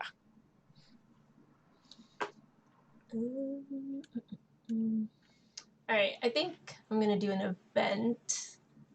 Is it okay for it to be like open-ended? So I think the event is gonna be like a face-off between Scratch and the wife, or the overlady now, I guess. Yes. Really? Amazing. But I don't want to put. I don't think I'm gonna clearly put down whether they like take each other out or if they like join forces at the end. And Nice. They just have a tense confrontation. Yeah, they The just. event is the confrontation. Yeah, it's like everyone knows there's a confrontation going on, but they don't know what happens. That's cool. That's so good. Oh man, what good characters. See, it's really fun that like when you zoom in and make a scene, like suddenly you're like, oh, I care about these people. And like if you're in a scene where, you know, if people die less than they do in this game, you also can just jump in and be like, oh, I'm gonna do a scene and this time I'll be the mayor. You know, you can just hear people's interpretations of stuff, which is really fun. Oh god, that's good.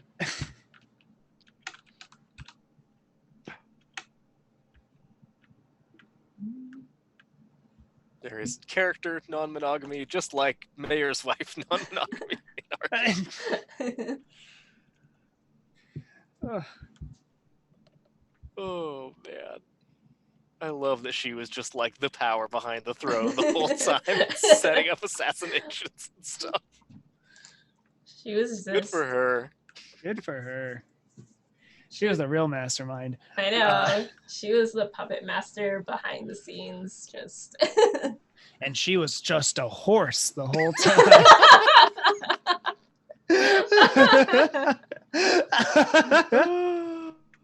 That's rude. You can't call her that. Beth with centaurs. Just yes. Yeah, sorry. Very good. Very good. Oh, what if she's the one that told Mayor Jed that it's traditional to shake the Yes, horn? you must vigorously shake a Oh my unicorn's God. horn. That would Just make as backup. sense. Yeah, Good. it would make Because I was sense. She would have wondering, more things. Oh, whoops! we it's learned still, like, that unicorns have the power to see into your heart. So I was like, oh no, is the unicorn killing Jed because like he had something bad in his heart? It's like, no, he had a pure heart the whole time. He was just misinformed about etiquette. Jed was a good mayor of Minos. It's such a... He's good on every policy except child labor. Except child labor. We're still a little confused Good why for he's libraries, okay with good for child... roads, good for firefighting. Well, not into his stance on child labor, but like his healthcare plan is so good. If you asked him, child labor was like the linchpin of all those other policies. Without it, it all crumbles. The whole thing just comes down. Yeah. Oh boy. You gotta have that one thing, that one They need to learn policy that's not responsibility. good. Those salamanders have 450 kids. Oh That's boy. probably why child labor is a thing, because it's like we're just so many of dang them. kids in this dang city. We can't support this many non-working population. It's like Omega Beth with centaurs. It's like Thank you, chat. The chat has been so great this whole The time. chat It's has been really fun. reading phenomenal. everything. All That's right. that's Microscope as she is played, everyone. Thank you for playing with me. That was a great time. Oh, good game. Good game. Oh my God, that was super fun. Wait, did I miss? Yeah. Did I miss your event room? Wait, what? It's Oh no, it's right at the... Actually, wait, no, where'd you put it? Did you save it yet? No, I thought it was supposed to go under Legacies, which is where I moved Oh it yeah, to. well that works. There it is. Okay. Yeah. Yeah, it also makes an event. Oh, okay. Oh, I see. Okay. There we go. Okay, yeah. Oh boy, Neil Day. Love that. I like how they misspelled Neil's name for Neil Oh, Day. Yeah. Spelled it two different ways. You're right. That was even me writing both of those. I mean, it's been a whole period. Yeah, It makes that sense. makes There'd be some sense. distortion there. There'd be a little bit of... Oh, We good. honor our great hero. Our great hero, Neil. Neil. I actually pronounce Neil. That's actually There's an nail. umlaut over the E. God, I love that so much. Also, Jack carrying the weight is our 5th player.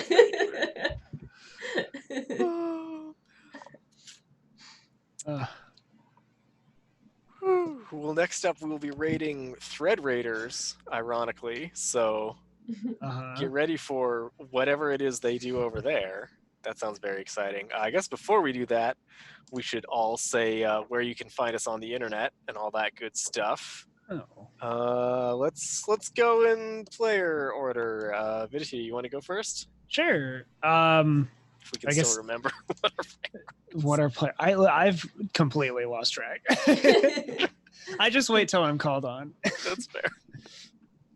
You can find me on Twitter at Viditio Voletti, and you can find me mostly everywhere with that @ and then you can find my games and things if you want to throw me a few bucks on itch, itch.io or viditiovoletti.itch.io. There you go. And Kevin. Yeah. I'm Kevin or Knitnack. I should say, as is my writer, I am best-selling author Kevin Tianfu Long Win. I contributed an adventure, a heist, to Unbreakable Volume 1, which is currently silver bestseller on the Drive-Thru RPG site, and we're all very, very proud of the work. That it is an anthology of a collection of adventures inspired by Asian culture, by Asian writers, and illustrated by Asian artists, and we're all very proud of the hard work we did on that. And that's one of the couple things I've done recently, and I'm very proud of. And if you want to check out my other stuff, like a couple small games or any minis I paint or the weird breads I make, I guess now you can check me out on Twitter at knit_neck. That's me. Yay! Alright, and I am Rue. You can find me at Cherry Drop on Twitter, Cherry Drop Rue here on Twitch, although I don't do anything on Twitch except watch other people. And then you can actually find all of us on an upcoming weekly stream that'll be starting, I believe, 2 weeks on Wednesdays at I believe. So I'm not gonna pretend to remember the time, but it'll be in the schedule somewhere. So we'll preview of the chaos that we'll all be sowing there. I mean, everything will be normal and Super regular. super. Nothing goes bad. Nothing goes down in Dairy Queen. No, there's no Only regular activities at the Dairy Queen. There will be no centaurs or horses or No guarantees. salamanders. No guarantees. Asterisk, I mean, not a money back guarantee. Our game's Yeah. going to turn out to take place in this universe. Yeah, sorry. It's gonna happen. Yeah. Sorry, Simon. You Sorry, thought Simon. you knew what you were putting us into. Simon, I will. This is the somehow start find a way to period for the canonize microscope of that game. Salamanders Exactly. as far as the eye can see. This is what happens when Simon did not sign up for this game to The horse- contain the chaos. The unicorn that turned out to be a horse is a twist that I want to find a way to put in that game. Yeah, that's in every game now. Yeah, and besides that, I'm a producer here for 3V. I'm gonna pass it on to Alex. Yay! Hi everyone. Thanks so much for watching. I'm Alex Guerrero. You can find me at Zindaris on Twitter or zindaris.itch.io, where I design some games. I have designed Dragon Hearts, the game with the clash of oversized personalities of shape-shifting dragons, which we played on VV a couple of weeks ago. If you want to check that out in our YouTube history, it was a really fun game. And yeah, I've posted a lot about Animal Crossing recently because that game is the best. Yes. All right, that's everything from me. So hooray for our sponsors, hooray for our Patreon. Everybody is great. Come to the Discord because everyone there is so nice and fun, and it is just a really great crew. I love them so much.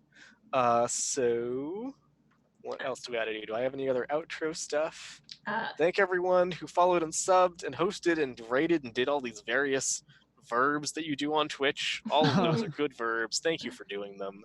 yeah, and then one fix. Apparently, Thread Raiders went offline, so we'll be rating Corey Hickson once this when Perfect. this stream ends.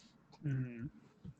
Yeah, we're good to go. Besides that, Yay! Thanks so much, everyone. Thank you so Bye. much. thanks for Thanks. watching. Bye bye.